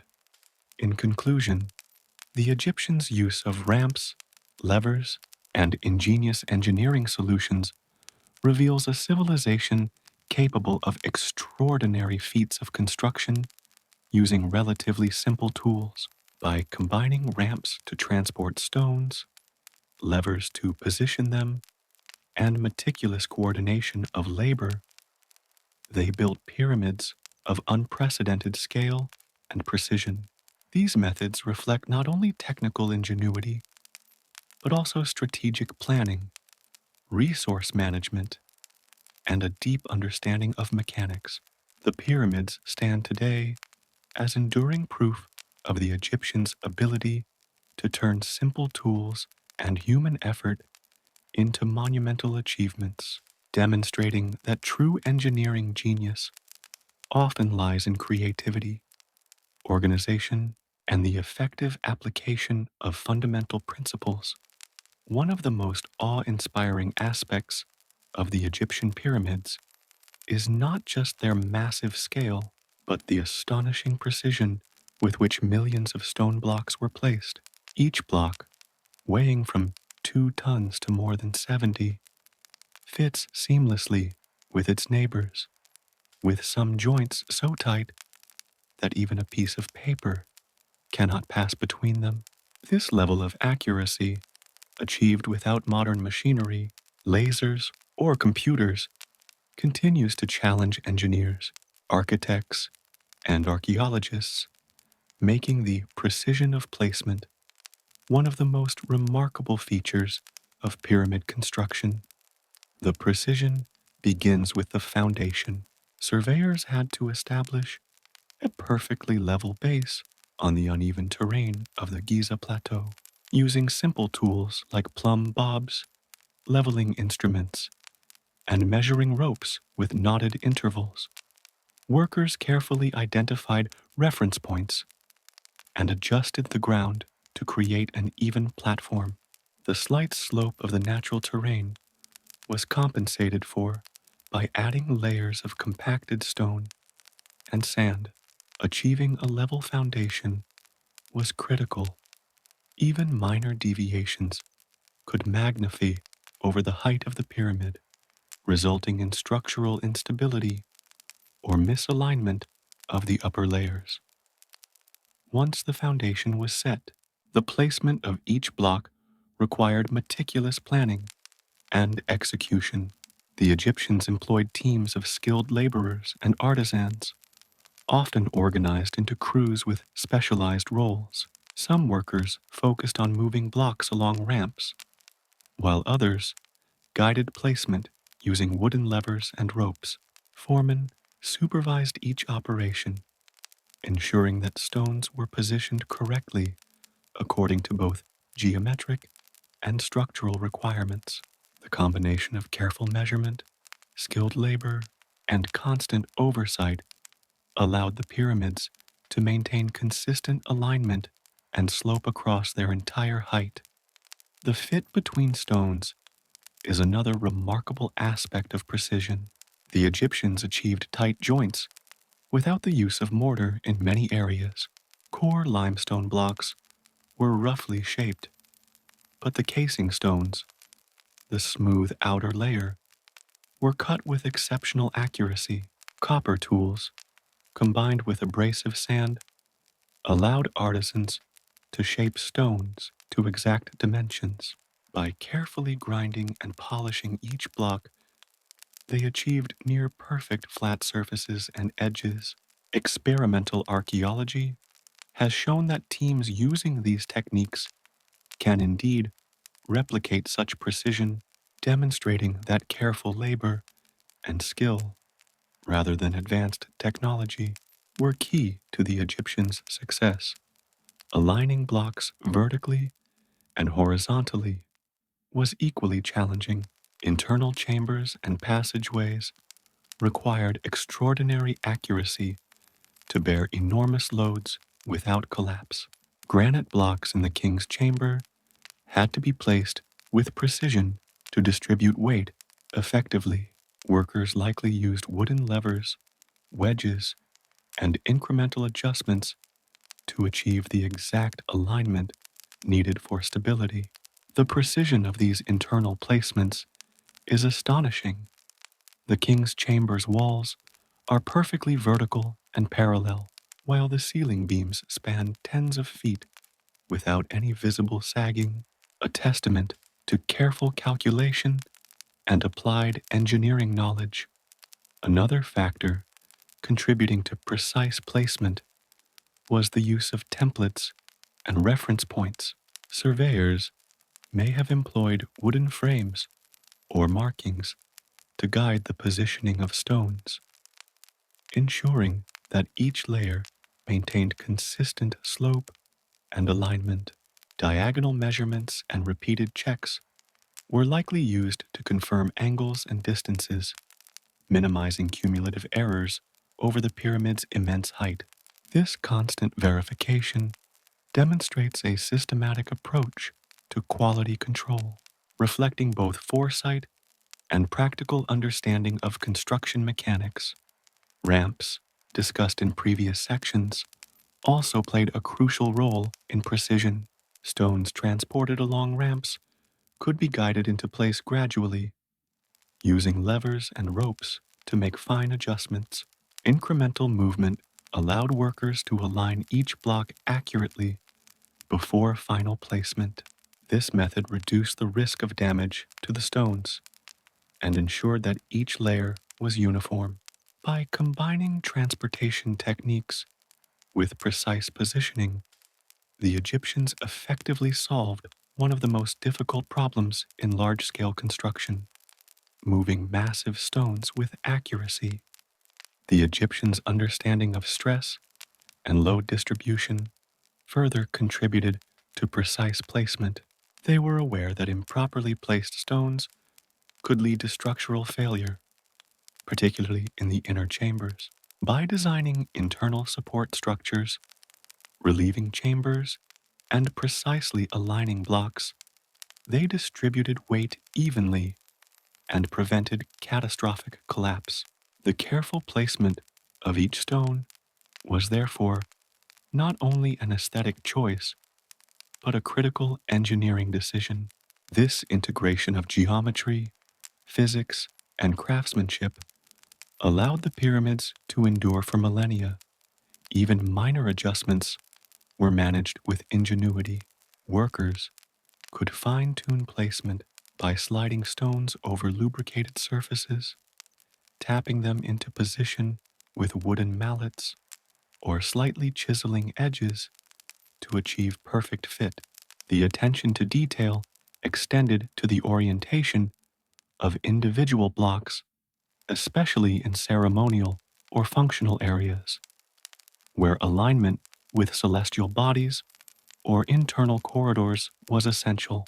This meticulous approach reflects a culture that valued precision, planning, and long-term stability over speed or convenience. Archaeological evidence reinforces the reality of this precision. Excavations of quarries and pyramid sites reveal systematic preparation of stones, careful shaping, and evidence of fine adjustments during placement. Marks left on blocks indicate that workers checked alignment, measured distances, and made incremental corrections, confirming that accuracy was a central concern throughout construction. Far from being rough-hewn structures, the pyramids are the product of deliberate, methodical work where every block mattered. The symbolic and spiritual dimensions of precision cannot be overlooked. Aligning the pyramids with cardinal points, ensuring level foundations, and placing stones perfectly may have been linked to religious beliefs, cosmology, and the pharaoh's journey to the afterlife. In this context, precision was more than a technical necessity. It was a sacred duty, reflecting the Egyptians' desire to create harmony between the earthly realm and the divine. Each block, meticulously placed, became part of a monument that embodied both human ingenuity and spiritual purpose. In conclusion, the precision of placement in pyramid construction is a testament to the Egyptians' remarkable skill, planning, and dedication.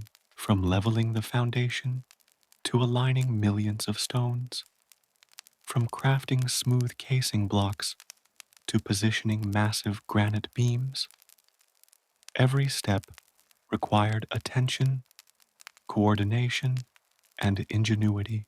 The resulting structures are not only engineering marvels, but enduring symbols of the human capacity for meticulous craftsmanship and thoughtful problem solving. The pyramids stand as proof that precision, combined with knowledge, organization, and purpose, can transform monumental visions into reality, leaving a legacy that continues to inspire awe and admiration thousands of years later. The grandeur and precision of the Egyptian pyramids were not achieved by labor alone. Behind the vast workforce and ingenious tools stood a sophisticated system of architects, master builders, and foremen whose knowledge, planning, and leadership were essential to translating ambitious visions into monumental reality. The role of these key figures in pyramid construction is a fascinating intersection of engineering, management, and artistry, highlighting how the ancient Egyptians coordinated massive projects without modern organizational structures or technology. At the top of the hierarchy were the architects, often referred to as master planners or chief overseers. These individuals were highly skilled in mathematics, geometry, astronomy, and materials science. Their responsibilities included designing the pyramid's layout, calculating angles and slopes, selecting appropriate materials, and planning the construction sequence. They were essentially the engineers of their era, tasked with converting abstract ideas into precise, actionable instructions for thousands of laborers. Architects also coordinated the placement of internal chambers and passageways. The design of the king's chamber, the queen's chamber, and ventilation shafts required careful calculations to ensure structural stability. The architects had to predict how massive stone blocks would bear weight over time, how stresses would be distributed, and how the pyramid's shape would support both exterior and interior elements. Their work demonstrates an advanced understanding of applied mechanics, even without formal equations, as well as a deep observational knowledge of materials and construction methods refined over generations. Foremen served as the crucial link between the architects and the workforce. They were responsible for overseeing teams of laborers, ensuring that instructions were executed accurately and maintaining efficiency and quality control. Each foreman managed a specific crew or area, coordinating the movement of stones, placement of ramps, and daily tasks in alignment with the overall construction plan. Their role required not only technical skill, but also leadership, communication, and the ability to motivate large groups of workers.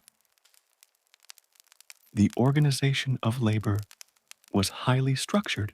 Laborers were divided into crews, sometimes called gangs, which could number in the hundreds. These gangs were further divided into smaller teams responsible for specific tasks, such as quarrying, transport, placement, or finishing of blocks.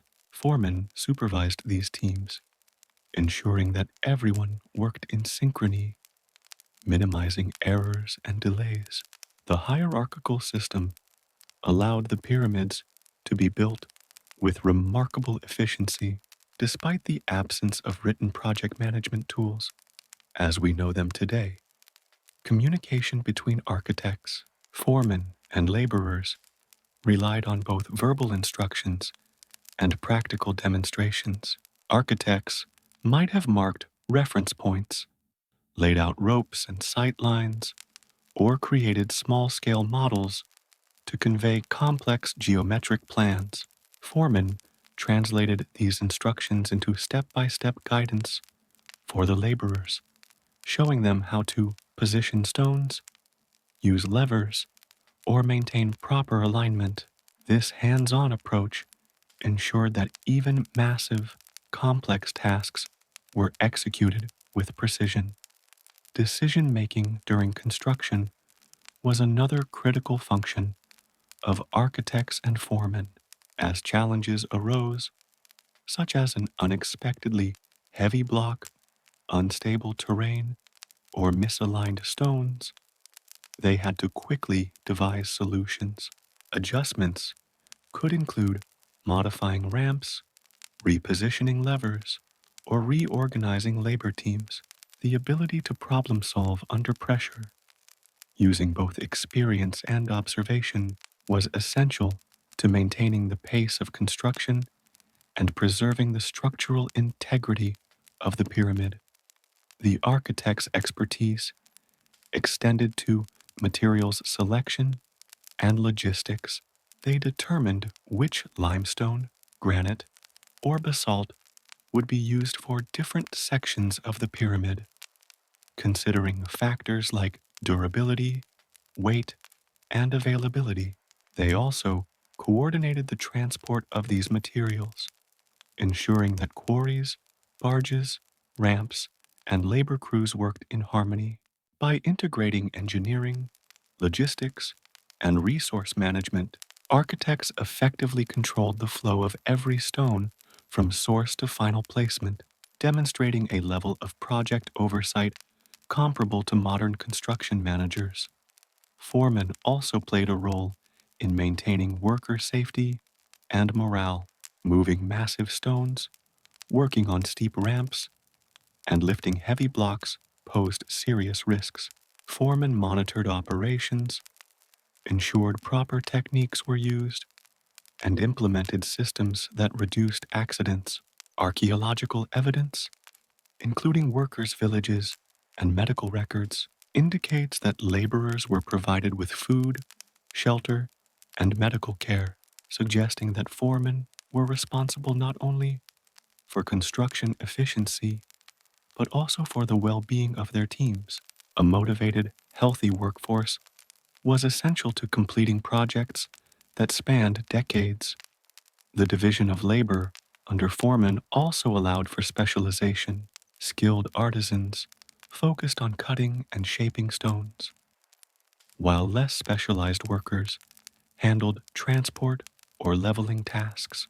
This efficient distribution of labor ensured that expertise was applied where it mattered most, while also enabling the massive workforce to contribute meaningfully to the project.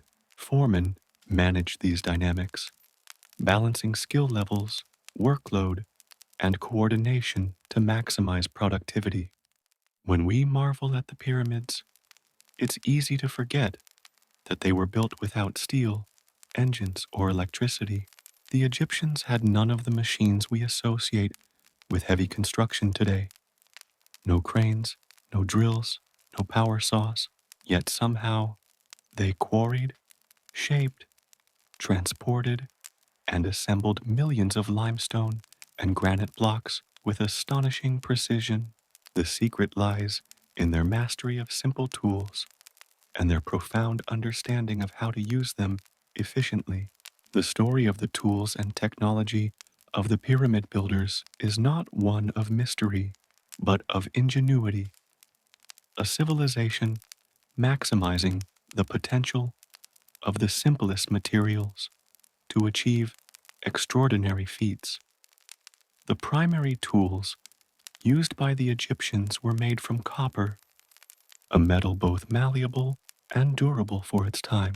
Bronze, an alloy of copper and tin, would come later, but during the Pyramid Age, copper was the metal of choice. Copper chisels, saws, and adzes were used to shape limestone blocks, which were relatively soft compared to granite or basalt. When these tools dulled, workers would reheat and hammer them back into shape. Archaeological finds of workshops near Giza reveal that tool maintenance was an ongoing process. Blacksmiths and metal workers constantly repaired and sharpened tools, ensuring a steady supply for the massive workforce. For cutting harder stones, like granite, used in the king's chamber or the sarcophagus, copper tools alone would have been insufficient. Here, the Egyptians demonstrated an ingenious workaround. They combined copper tools with abrasive materials such as quartz sand. When copper saws or drills were used in conjunction with wet sand, the sand acted as a cutting agent, gradually grinding through even the hardest stone. This technique required patience and precision, but the results were remarkable. Modern experiments replicating these methods have successfully cut granite using nothing more than copper saws, sand, and human labor, proving that the Egyptians' approach was both realistic and effective. The use of dolerite pounders, hard, round stones used to strike and chip away at quarry surfaces, was another key technique.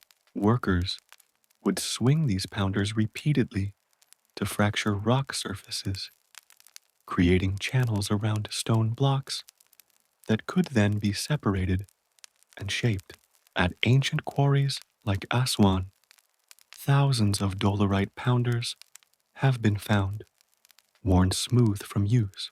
These tools were simple but devastatingly effective, allowing teams of quarrymen to extract massive blocks with precision over days or weeks of coordinated labor.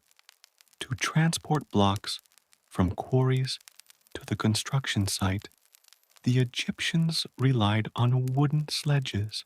These sledges, often depicted in ancient artwork, were dragged across the ground by teams of workers.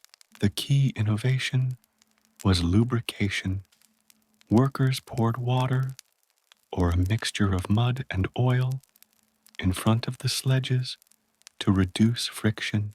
Modern experiments have shown that this simple technique could have the amount of force required to move heavy loads. The wet sand particles clumped together, forming a firmer surface that prevented the sledge from sinking and allowed for smoother movement. This clever application of physics and observation speaks volumes about Egyptian practicality. Ropes were another technological marvel in their simplicity. Made from papyrus, palm fiber, or flax, ropes were used to pull, lift, and secure stones. They were also essential for measurement, with knots tied at regular intervals to form primitive measuring tapes. The durability of these ropes was critical. They had to bear immense loads and constant stress. Ancient rope fragments, found in tombs and quarries, show expert craftsmanship, tightly woven and treated for longevity. The Egyptians' mastery of rope making was a cornerstone of their engineering success. For measurement and alignment, the Egyptians employed a variety of simple but accurate instruments. The merket, an ancient forerunner of the astrolabe, was used to align structures with the stars. It consisted of a plumb line and a sighting tool that helped surveyors determine true north by tracking fixed stars in the night sky. The bay, a sighting rod, and the A-frame level helped ensure horizontal and vertical alignment during construction. With such tools, surveyors could achieve astonishing accuracy, aligning the Great Pyramid's sides within a fraction of a degree of true north.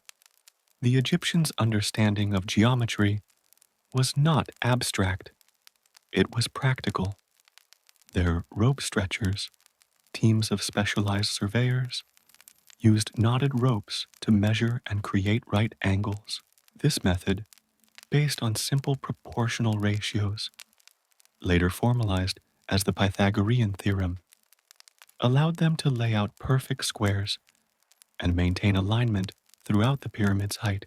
The combination of these tools and geometric knowledge enabled the Egyptians to translate mathematical precision into massive, tangible structures.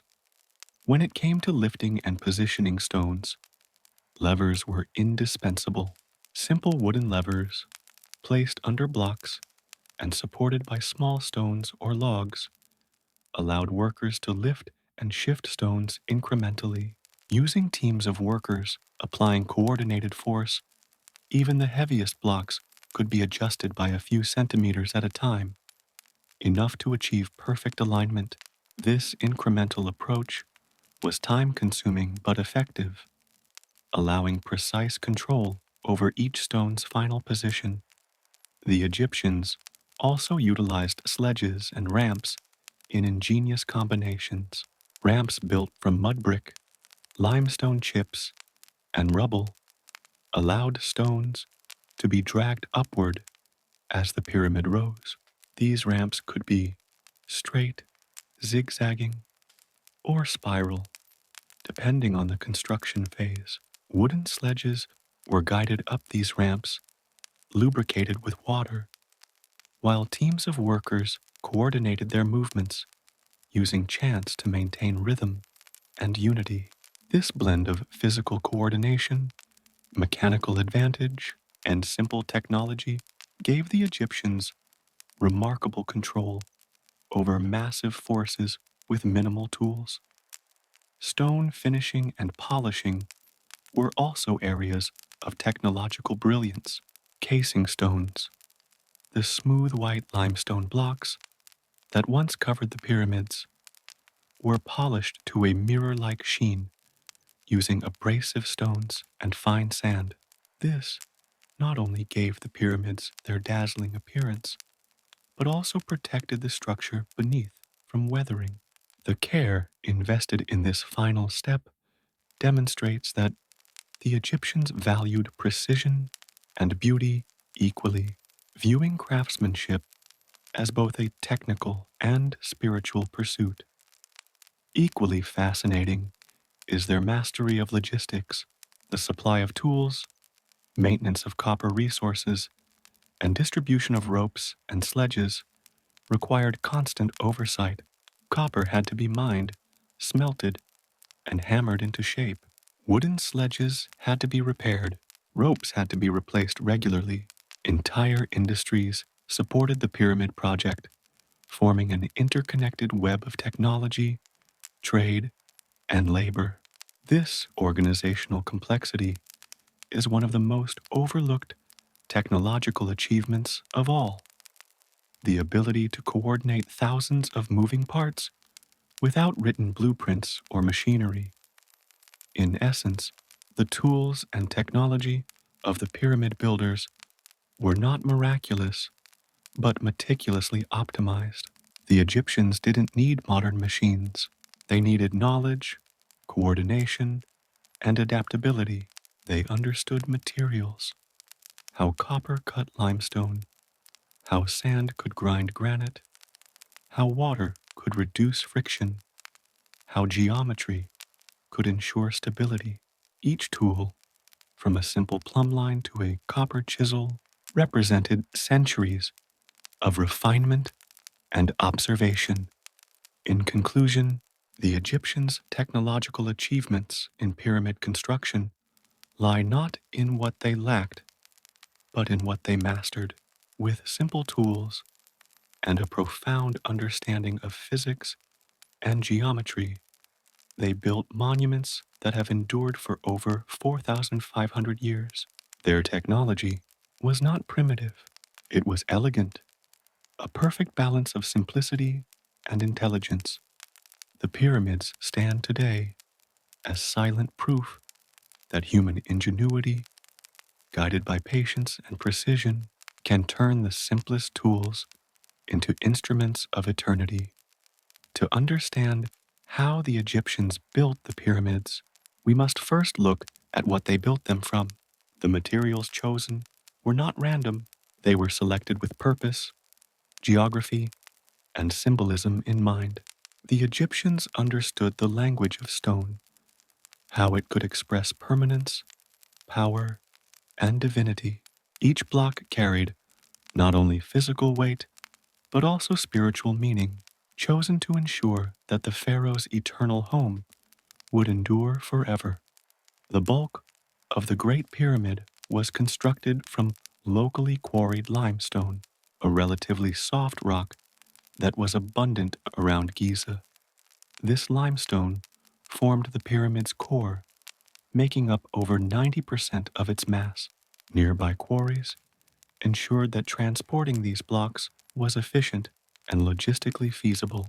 But while the core limestone was practical, the outer casing stones, those that once made the pyramid gleam under the desert sun, were made of a much finer white limestone brought from Tura across the Nile. These stones were so precisely polished that when newly set, the pyramid would have shone like a beacon, reflecting the Egyptian sun in dazzling brilliance.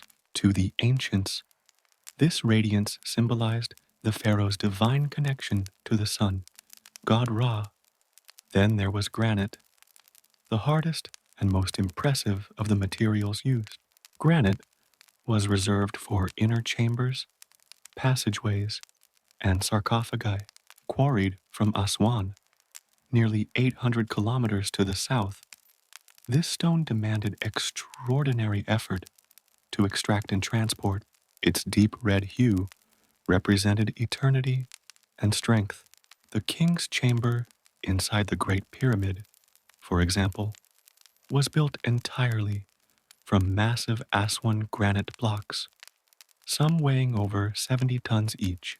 The precision with which these stones were cut, transported, and fitted remains astonishing even by modern engineering standards. Other materials also played critical roles. Basalt, a dark volcanic stone, was used for flooring and mortuary temples, while alabaster provided smooth surfaces for decorative and ceremonial elements. Gypsum plaster was applied to joints to seal gaps and create a flawless appearance. Even copper, though not used as a building material, was essential in crafting the tools that shaped these stones. Each of these materials represented a balance between practicality and symbolism. Limestone connected the structure to the earth, granite to eternity, and the polished casing stones to the divine. Through these materials, the pyramid became more than a tomb. It was a cosmic machine, a bridge between the mortal world and the afterlife. The Egyptians didn't simply build with stone, they built with meaning. Before a single stone could be placed at Giza, it had to be freed from the earth. Quarrying was the first and one of the most demanding stages of pyramid construction, a symphony of precision, strength, and patience. Ancient Egyptian quarries were buzzing with activity. The rhythmic pounding of dolerite balls, the scraping of copper chisels, and the shouts of overseers echoing off rocky walls. The quarrying process began with careful surveying. Experienced foremen identified layers of limestone or granite free of cracks or impurities. Workers then cut channels around the desired block using copper chisels and wooden wedges. For softer limestone, these tools could carve efficiently, but for harder rock like granite, the Egyptians employed dolerite pounders, heavy, spherical stones used to chip away at the surface through sheer persistence. Over days and weeks, workers would carve deep grooves around the perimeter of the block, eventually isolating it from the bedrock. To detach the stone, wooden wedges were inserted into the cracks and soaked with water. As the wood expanded, it exerted enough pressure to separate the block cleanly from the quarry floor. This clever use of natural materials and physics highlights the Egyptians' practical genius. Once freed, the block would be trimmed and roughly shaped on site to reduce unnecessary weight before transport. At larger quarries, like those in Aswan, hundreds of workers might labor side by side, cutting and shaping granite for temples and pyramids alike. Some unfinished stones still lie embedded in the quarry walls today, offering a timeless snapshot of the process frozen in time. These relics show us the method, the marks of tools, and even the human handprints of the ancient craftsmen who made them. The quarry was not only a workplace, but a microcosm of Egyptian organization, complete with housing, storage, and supervision. Supplies of food, water, and copper were brought daily, and records were meticulously kept by scribes. Quarrying was both an art and a science, a balance between human endurance and natural resistance. The fact that millions of tons of stone were successfully extracted over centuries is a testament to the Egyptians' relentless mastery of their environment. Once quarried, the true challenge began, moving the massive blocks across miles of desert and river to their destination. Transportation was the lifeblood of pyramid construction, requiring not only manpower, but also ingenuity in logistics and engineering. The ancient Egyptians faced this challenge head on, developing a system so efficient that it could rival the organization of modern supply chains. For local limestone blocks at Giza, transport was relatively straightforward. Workers loaded the stones onto wooden sledges and dragged them over lubricated paths of wet sand. This technique reduced friction dramatically, allowing teams of men to move multi-ton blocks with steady, rhythmic effort. Reliefs and inscriptions from tombs vividly depict this process. Lines of workers pulling sledges, while others pour water ahead of them. The secret was not brute strength, but intelligent application of force. For granite and fine limestone transported from distant quarries, the Nile was the ultimate highway. During the flood season, specially designed barges carried heavy loads downstream to Giza. Each barge could hold multiple blocks, lashed securely and balanced to prevent tipping. Once near the site, canals and temporary docks allowed for smooth unloading. The Egyptians may have even constructed artificial waterways leading closer to the pyramid plateau, making it possible to deliver stones almost to the base of the construction ramps. When moving stones up the pyramid itself, ramps became essential. Straight ramps extended from the ground to the current building level, while zigzag or spiral ramps were used as the structure grew taller. These ramps were built from mud brick, limestone chips, and rubble, continuously extended as construction rose. Teams pulled stones upward, chanting to synchronize their efforts, while overseers ensured the angle of the ramp and lubrication of the path remained optimal. This constant motion, stone from quarry to barge, barge to site, site to summit, was the pulse of pyramid construction. The Egyptians turned the act of movement into a refined science, harmonizing nature, manpower, and mechanics into one continuous rhythm of progress. It's a reminder that even in the ancient world, innovation was born not of luxury, but of necessity and the drive to achieve the impossible. Among the most enduring mysteries surrounding the pyramids is how the Egyptians managed to lift multi-ton blocks to such incredible heights. Without cranes or pulleys, how did they raise stones hundreds of feet into the air with millimeter precision?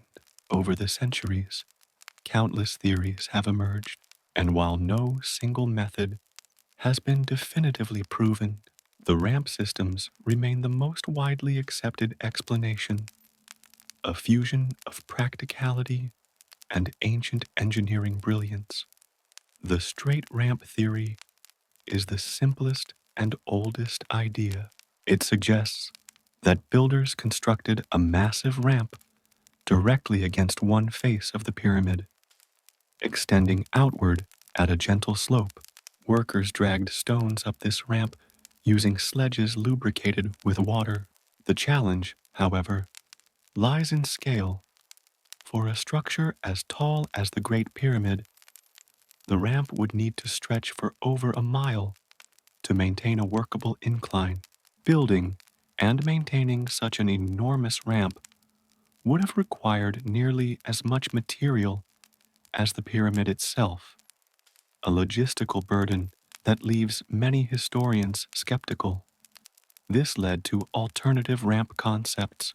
The zigzag ramp theory proposes that instead of one long ramp, workers built smaller ramps that crisscrossed the pyramid's face in a series of switchbacks.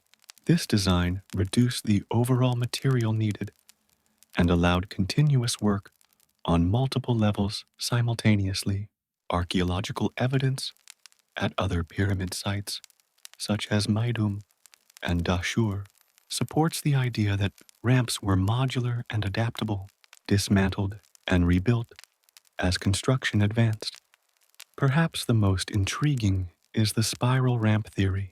This version suggests that a ramp wound around the pyramid's exterior like a giant corkscrew, allowing stones to be hauled upward in a gradual ascent. Such a system would have minimized the ramp's footprint and offered easy access to all sides for placement and alignment. Some researchers even propose that the spiral ramp was partially internal, hidden within the pyramid's structure.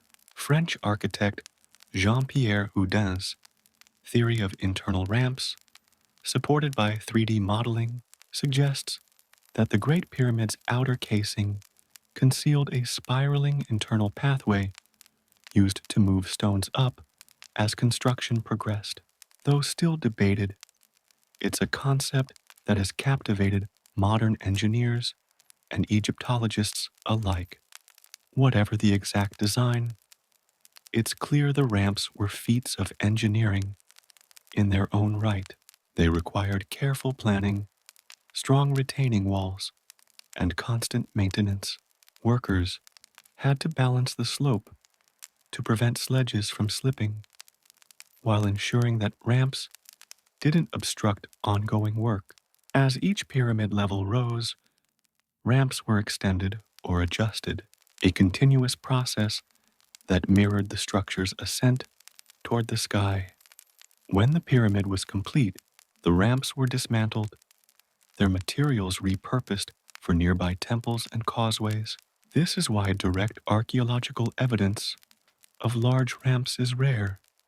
They were temporary, functional, and ultimately recycled, but their ghostly traces remain in cut marks, foundation traces, and tool fragments scattered across the Giza plateau. In the end, the ramps were more than construction aids. They were symbols of progress, rising alongside the pyramid itself. Step by step, layer by layer, they embodied the Egyptians' philosophy that greatness was achieved not in leaps, but through steady, unyielding effort. Once a stone reached the construction platform, the challenge shifted from movement to precision. The Egyptians didn't simply drop blocks into place. They aligned, adjusted, and leveled them with incredible accuracy. The question isn't just how they lifted the stones, but how they set them so perfectly that even today it's hard to fit a sheet of paper between the joints. Astronomical knowledge was another area where architects demonstrated sophistication. Aligning the pyramids with cardinal points required careful observation of stars, and architects likely used these celestial references to maintain orientation. Foremen ensured that these alignments were executed on the ground, translating astronomical data into practical measurements for laying out the pyramid's base. This integration of science, engineering, and supervision highlights the interdisciplinary expertise embedded in pyramid construction. Additionally, architects and foremen likely contributed to ceremonial and symbolic aspects of the project. The pyramid was not only a tomb, but a religious and cultural monument. Decisions about orientation, proportions, and placement of key stones were guided by symbolic and ritual considerations.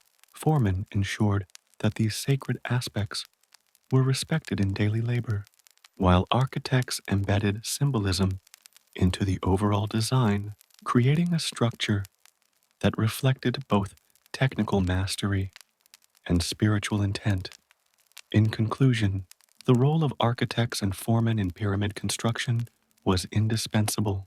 Architects provided vision, design, and technical expertise, while foremen ensured execution, coordination, and efficiency. Together, they managed massive labor forces, complex logistics, precise placement, and symbolic integration, transforming ambitious concepts into enduring monuments. The pyramids are a testament not only to human ingenuity and skill, but also to leadership, organization, and the ability to orchestrate extraordinary teamwork. Without the careful planning and oversight of these key figures, the pyramid's precision, scale, and longevity would have been impossible, highlighting the critical interplay between vision and execution in one of history's greatest engineering achievements. When we think of the construction of the Egyptian pyramids, it's easy to imagine thousands of faceless slaves toiling under the harsh desert sun. This image, popularized by centuries of myth and fiction, paints a dramatic picture, but it's far from the truth. The reality is far more human, complex, and impressive. The pyramids were not the product of slave labor, but of an organized, skilled, and remarkably efficient workforce made up of ordinary Egyptian citizens, artisans, specialists, and laborers who devoted their lives to building a monument that defined an era. Archaeological evidence, uncovered primarily at Giza, tells us that these workers were well fed, housed in permanent settlements, and even cared for medically. Their work was hard, no doubt, but it was dignified. Many historians now agree that pyramid building was a national project, a labor of devotion, pride, and loyalty to the pharaoh and the gods. This vast workforce wasn't a group of oppressed captives. It was an organized body of Egyptians fulfilling what they believed was a sacred duty. The total number of workers has long been debated. Ancient Greek historian Herodotus claimed that 100,000 men built the Great Pyramid, while modern estimates suggest something closer to 20,000 to 30,000 skilled and semi-skilled workers at any given time. This number would have fluctuated depending on the construction phase, more during peak building seasons, fewer during finishing work. Archaeological finds, such as the workers' village south of the Great Pyramid, confirm that large teams of laborers lived and worked near the construction site year-round. The workforce was divided into hierarchical groups to ensure organization and efficiency. At the top were skilled specialists, masons, carpenters, metalworkers, and engineers, who executed precise tasks like cutting and fitting stones or crafting tools.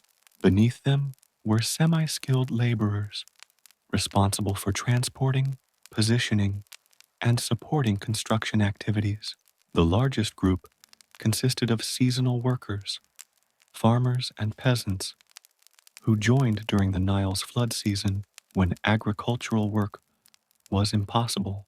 This system not only provided the pyramid project with manpower, but also kept the national workforce employed during otherwise idle months. Workers were organized into gangs or crews, each with a specific name, sometimes even humorously competitive ones like the Drunkards of Menkaure or the Friends of Khufu.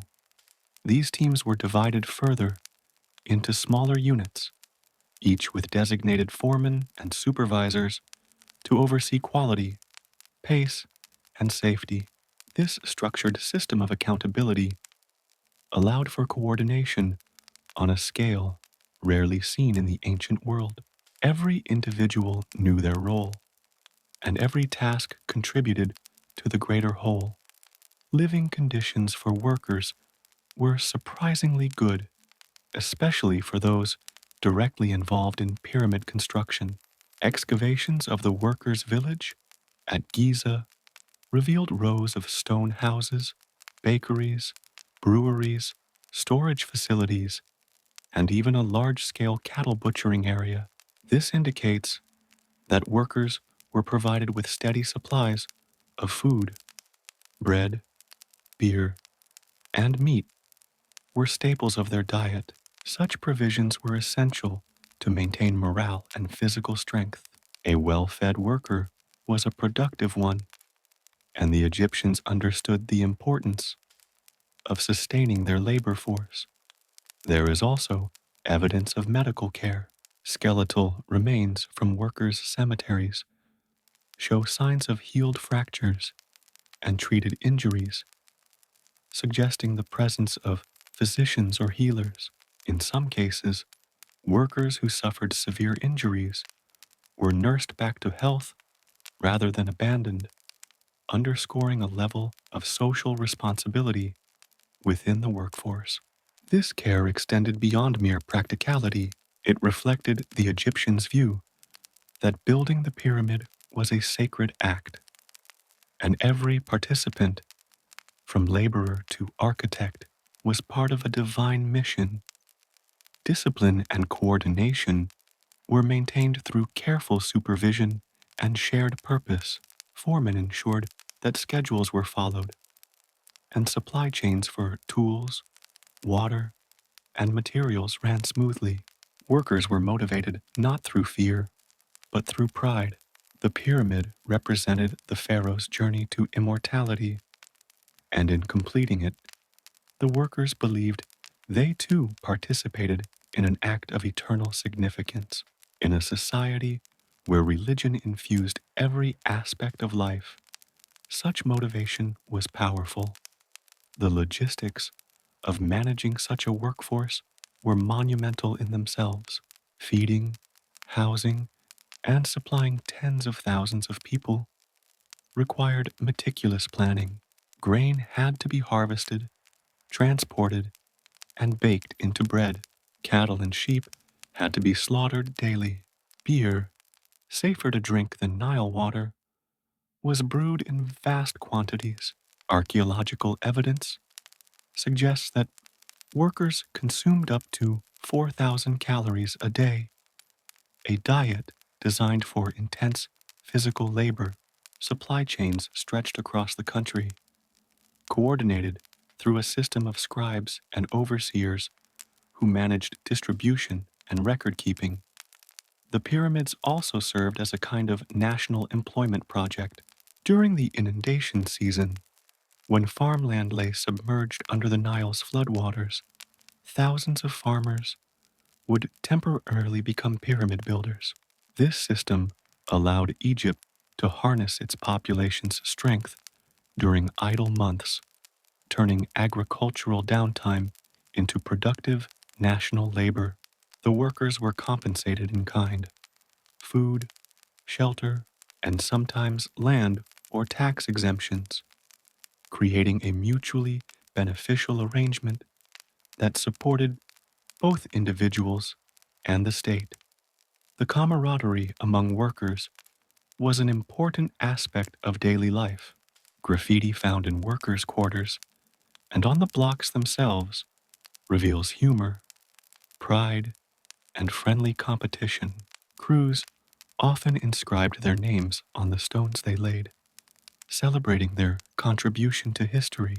These inscriptions, far from being acts of rebellion, show that the builders took pride in their work. They knew they were part of something monumental, something that would endure for eternity. Contrary to the slave labor myth, these workers were skilled, organized, and respected. The evidence of their care, sustenance, and pride paints a picture of a society that valued its builders. Their organization into teams, supported by logistics and motivated by a shared spiritual vision, demonstrates a civilization that combined technical ingenuity with human understanding. The pyramids were not built through oppression, but through collaboration. An entire nation united under a common goal. In conclusion, the labor and workforce behind the Egyptian pyramids were far more than mere hands moving stone. They were the heart and soul of an engineering miracle. Through their strength, skill, and devotion, they transformed the pharaoh's vision into an eternal monument. These men and women, farmers, artisans, engineers, and foremen, built not only the physical pyramids, but also a legacy of cooperation and pride that still resonates across time. The pyramids stand today as much a monument to their collective spirit as to the divine kings they were built to honor. Their story reminds us that great achievements are not just the result of genius or power, but of unity, purpose, and the enduring human drive to create something that lasts forever. At the heart of their method was the principle of incremental lifting. Instead of hoisting blocks directly upward, workers likely used levers, simple wooden beams that allowed them to lift one side of a stone at a time, inserting small blocks or wedges underneath. By repeating this process, the block could be raised slowly to the desired height. This step lifting method required patience and coordination, but it gave the builders unparalleled control over each stone's placement. As each layer of the pyramid rose, ramps provided the means to move stones horizontally. Once positioned, workers would fine-tune their alignment using copper chisels and hammers, trimming edges to fit precisely.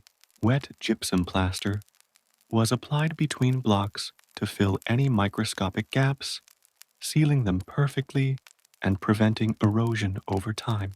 This attention to detail was so exact that some joints are less than a millimeter wide, tighter than many modern concrete seams. Alignment was maintained through constant measurement.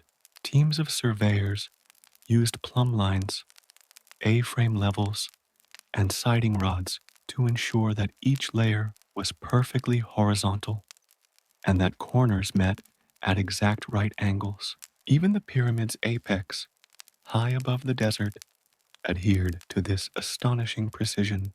The Egyptians understood that any deviation at the base would multiply exponentially at the top, so they built with uncompromising accuracy from the very first layer. Lifting smaller stones may have involved scaffolding or wooden frames. For heavier granite blocks, mechanical advantage was everything.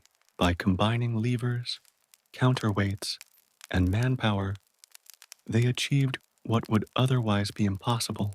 Some researchers even suggest the use of sand ramps within shafts, where sand was removed in a controlled way to lower or position blocks gently, a method later used in temple construction.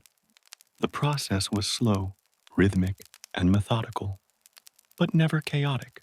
Every movement, every adjustment was part of a deliberate system. Teams communicated through chants, coordinating each pull and lift in unison, transforming labor into a kind of human orchestra. What we see as raw stonework was, in truth, a finely choreographed dance of balance, measurement, and timing. Through these humble techniques, levers, ramps, and precision craftsmanship, the Egyptians achieved something that defied both gravity and time. Each block became a testament to patience and discipline, the culmination of thousands of small, perfect movements that together built eternity. If there's one aspect of the pyramids that continues to astonish even the most skeptical engineers, it's their mathematical perfection. The Egyptians were not simply laborers stacking stone. They were master geometers, astronomers, and planners whose understanding of mathematics rivaled that of civilizations centuries ahead of their time. The Great Pyramid, in particular, demonstrates a level of precision that borders on the unbelievable. Each side of its base measures approximately 230.4 meters, and the difference between the longest and shortest sides is less than 20 centimeters. Its base is level to within just 2 centimeters across the entire structure, a feat that modern builders would struggle to replicate without laser equipment. The four sides are oriented almost perfectly to the cardinal points: north, south, east, and west, deviating by only a tiny fraction of a degree. How did they achieve such accuracy? The Egyptians' genius lay in their simplicity. Using sighting instruments like the Merkit and the Bay, they tracked stars to find the true north. They used ropes knotted at measured intervals to create perfect right angles, applying basic geometric ratios like 3.4.5, which centuries later would become known as the Pythagorean theorem. These rope stretchers, surveyors who specialized in geometry, ensured that every foundation line was exact before a single block was laid. Mathematical proportions also governed the pyramid's shape. The ratio of its height to half its base is almost exactly 1.618, the golden ratio, a number later associated with beauty, harmony, and natural perfection. Whether intentional or coincidental, this ratio appears again and again in Egyptian architecture, suggesting a deep aesthetic and philosophical awareness of balance. The precision extended to the pyramid's internal structure. The angles of the passages and chambers align with remarkable accuracy, some oriented toward specific stars associated with rebirth and immortality. This merging of mathematics and astronomy reveals that the pyramid was not only a physical structure, but also a cosmic diagram, a reflection of the universe in stone. For the Egyptians, numbers were not just practical tools, they were sacred symbols. Geometry connected the human realm to the divine, allowing them to build not just a tomb, but a mirror of cosmic order. The perfection of the pyramid was both an offering and a message, proof that through knowledge, harmony, and discipline, humanity could touch eternity. The Egyptians were not just builders, they were astronomers who saw the heavens as an extension of the divine. To them, the sky was not distant. It was the living canopy of the gods, a clock and a map rolled into one. When they built the pyramids, they didn't simply construct monuments, they anchored them to the stars. Each angle, each face, and each passage was aligned not by chance, but by cosmic intention. The Great Pyramid of Giza, the most precisely aligned building of the ancient world, points almost exactly to the cardinal directions. Its north-south axis deviates from true north by a mere fraction of a degree, a level of accuracy so impressive that even with modern equipment, it's difficult to surpass. To achieve this, the Egyptians likely used a merkhet, a simple yet powerful tool consisting of a plumb line and a sighting device. By observing the position of fixed stars, particularly those circling near the North Pole, they determined true north with astonishing precision. But alignment wasn't limited to the Earth's poles. Many pyramids and temples were deliberately oriented toward specific celestial events. The descending passage of the Great Pyramid, for example, once aligned with the pole, star of its era, Thuban in the constellation Draco. This alignment would have symbolized the pharaoh's eternal connection to the circumpolar stars, the imperishables, which never set below the horizon. These stars represented eternity, the unending cycle of life, death, and rebirth. The orientation of the pyramids also had religious implications tied to the solar cycle. The Egyptians believed the pharaoh, upon death, became one with the sun, god Ra, traveling through the sky during the day and the underworld at night. Thus, the pyramid's westward alignment, facing the setting sun, symbolized the soul's passage into the afterlife. The entire Giza Plateau, when viewed from above, is a cosmic map. Pyramids aligned not only to each other, but to celestial paths. Modern researchers have also noted that the layout of the three pyramids of Giza may reflect the stars of Orion's belt, part of the constellation associated with Osiris. the god of resurrection. If true, this would mean that Giza itself was designed as a mirror of the heavens, a deliberate effort to connect the pharaoh's tomb with the divine realm above. For the Egyptians, alignment was not a matter of mathematical pride. It was an act of worship. They believed that to place a monument in harmony with the cosmos was to ensure the pharaoh's soul would rise with the stars and live forever among them. In every block, every angle, the builders inscribed not only geometry, but faith, the sacred geometry of eternity.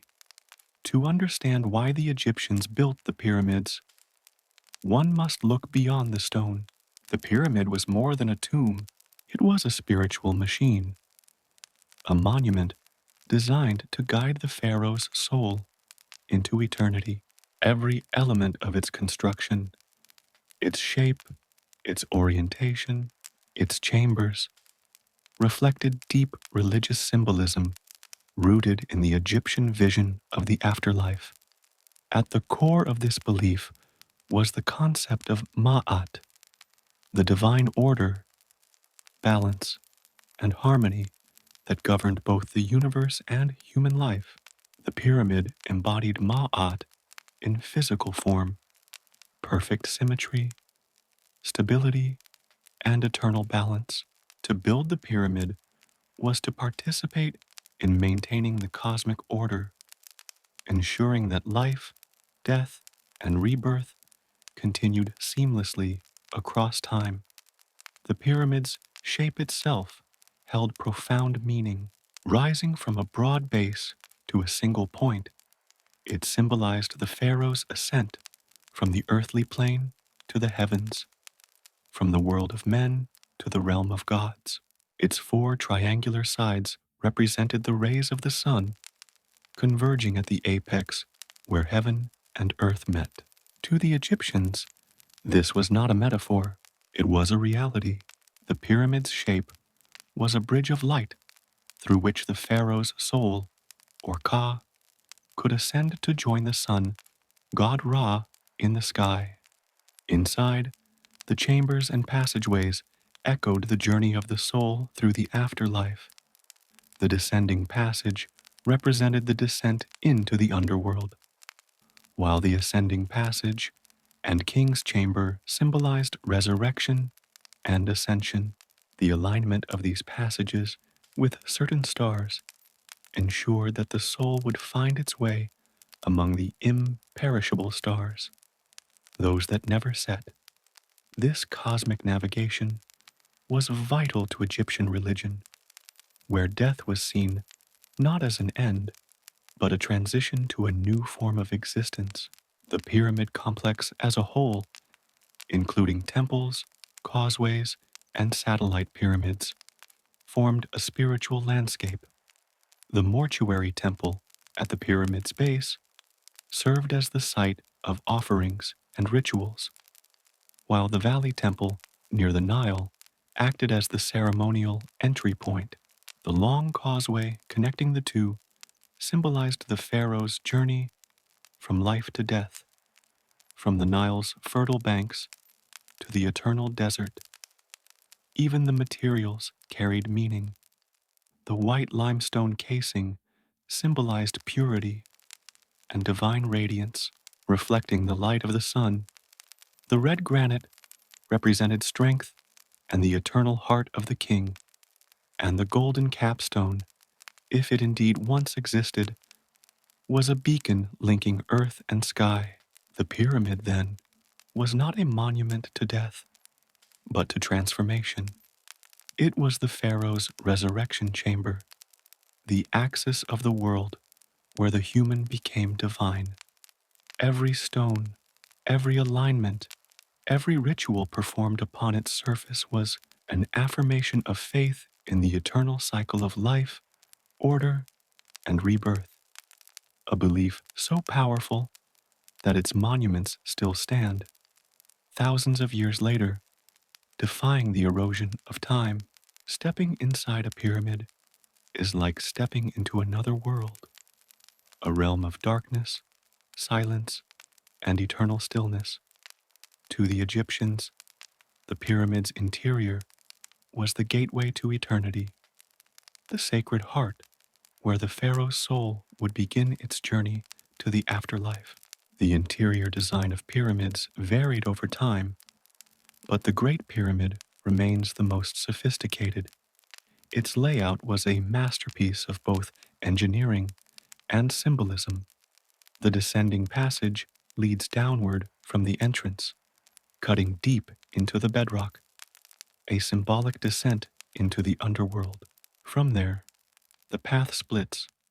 One route continues to the subterranean chamber, a mysterious, unfinished room whose purpose remains debated.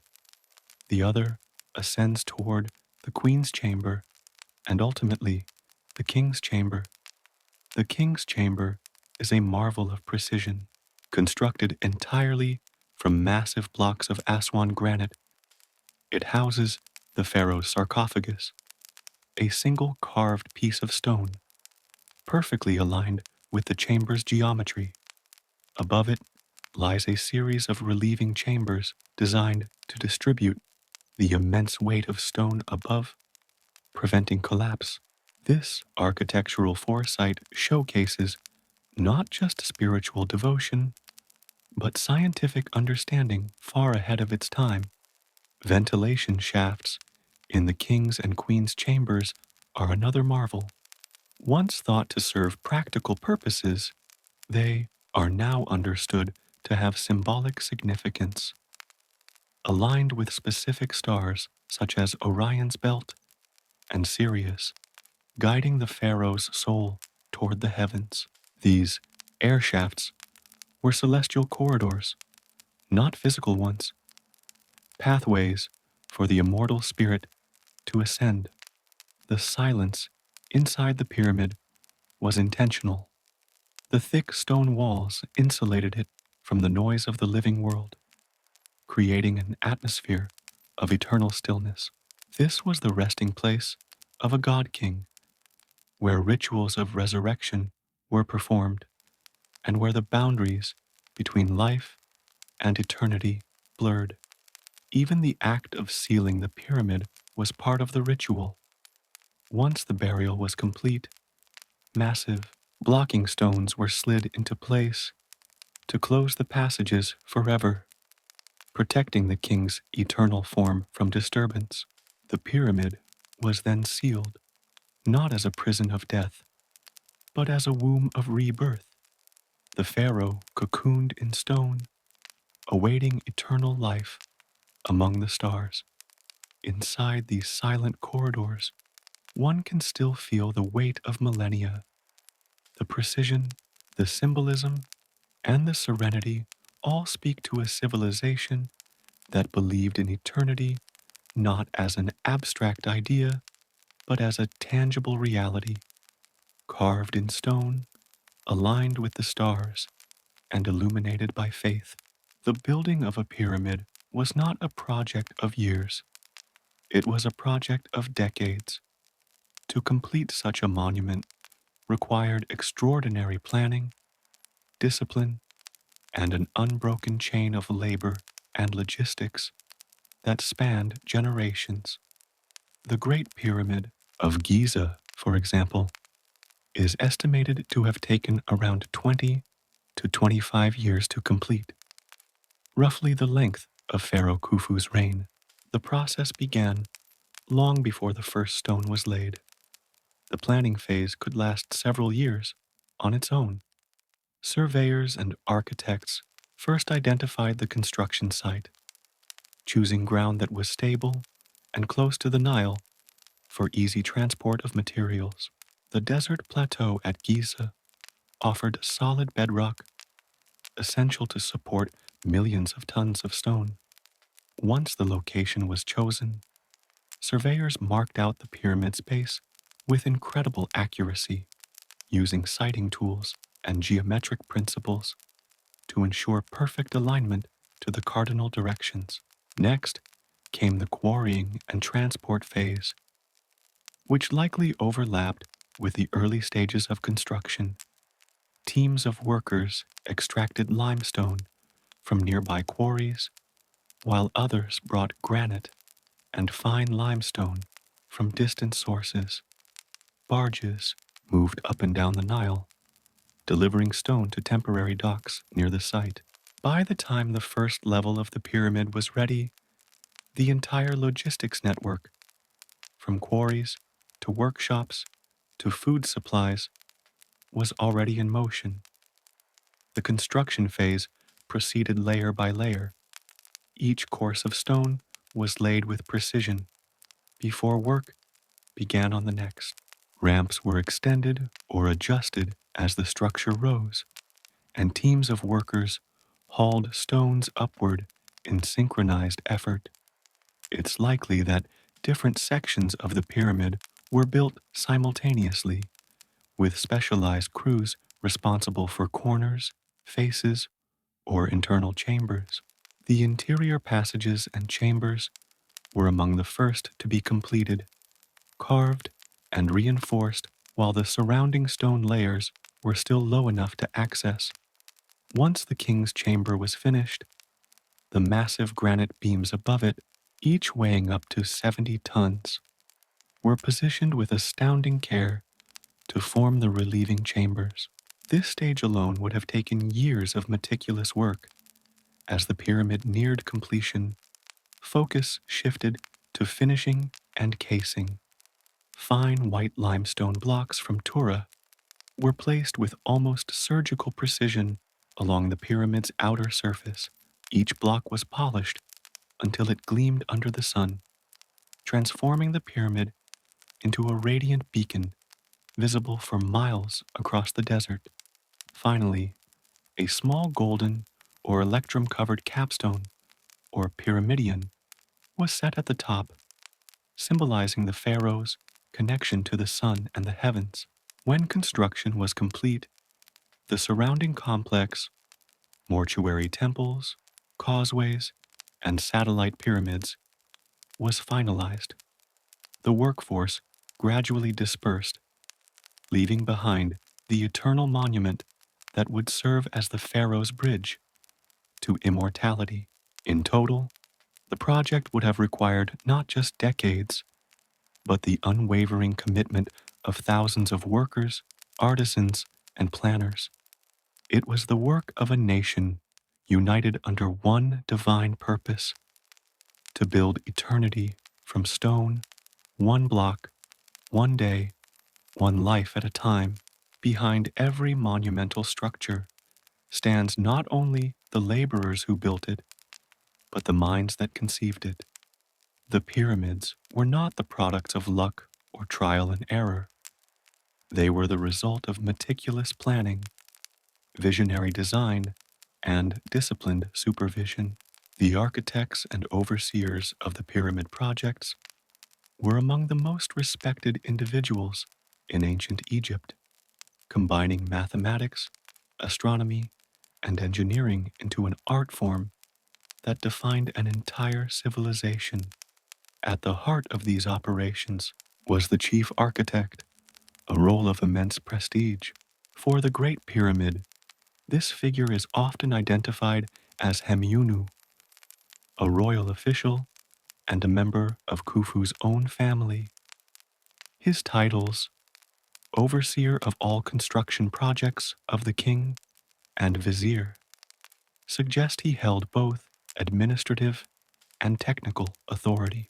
Hemiunu was responsible not only for design and geometry, but also for logistics, coordinating resources, managing the workforce, and maintaining the precision that defined the project. These master builders were supported by an entire hierarchy of specialists. Surveyors determined alignments using astronomical observations, ensuring that every corner of the pyramid corresponded with celestial precision. Engineers and draftsmen developed construction plans and oversaw the ramps, angles, and chambers.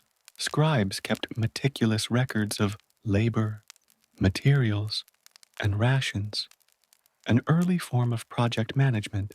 Beneath them were foremen and overseers who directed teams of workers, ensuring productivity and safety at every stage. The Egyptians understood that large scale construction required not just physical strength, but organization. Each worker had a role, and each role was part of a carefully orchestrated whole. The overseers acted as both supervisors and motivators, maintaining morale through leadership and respect rather than coercion. Workers were grouped into teams, each with its own identity and pride, and overseers made sure these groups worked harmoniously together. Communication was constant, from the scribes tracking inventory to the foreman signaling hauling crews. The pyramid site operated like a living organism, each part responsive to the other. Orders flowed down from the architects, while reports flowed back up from the work crews. This structure of command ensured efficiency and minimized errors in a project that allowed no mistakes. But beyond the practical, the architects were also priests of design. To them, geometry was sacred, a reflection of divine order. Their measurements were not just mathematical, but spiritual, connecting the human act of building to the eternal harmony of the cosmos. When Hemiunu and his team calculated the pyramid's angles and dimensions, they were not only solving engineering challenges, they were inscribing a cosmic balance into the landscape of Egypt. It's no exaggeration to say that the architects of the pyramids were among the first scientists in history. Their work demanded a fusion of mathematics, astronomy, art, and faith, and their legacy endures in every perfectly aligned stone. They were the visionaries who turned divine dreams into enduring monuments of human achievement. The pyramid builders were not nameless slaves. They were proud Egyptians, citizens of a nation united by purpose. Their daily lives, revealed through archaeology, paint a vivid picture of community, labor, and humanity behind the stone. The workers lived in well-organized village complexes near the pyramid site. Excavations at Giza have uncovered dormitory-style housing, bakeries, breweries, and storage facilities, indicating a bustling settlement that could house thousands. These workers ate well. Bread, beer, onions, dates, and even meat were staples of their diet. Their nutrition was carefully managed to maintain strength and morale. Work was grueling, but it was structured. Laborers typically worked in shifts, with time off for rest and festivals. They were divided into teams, each with its own identity, names, and even slogans. Inscriptions found on blocks bear team names like the Drunkards of Menkaure and the Friends of Khufu, suggesting pride and camaraderie. Friendly competition between teams was common, motivating workers to excel. Medical care was also provided. Skeletal remains show evidence of healed fractures and surgical intervention, indicating that injured workers received treatment rather than abandonment. These findings reveal a surprisingly humane system for its time, one in which workers were valued as essential contributors to a divine mission. At the end of the day, after hours of hauling, chiseling, and aligning, the workers returned to their village, where they shared meals, stories, and rest under the desert stars. Their lives were hard but meaningful. To build the pyramid was to serve both king and god, to participate in the eternal story of Egypt. These were not slaves building under the whip, but citizens building under faith, a workforce driven by pride, skill, and a sense of shared destiny. Each stone they lifted was an offering. Each wall they completed a step toward eternity. Now, with a smile on your face, you will have a good understanding of how the ancient Egyptians actually built the pyramids, and a good night's sleep. Goodbye, dear friend. See you next time.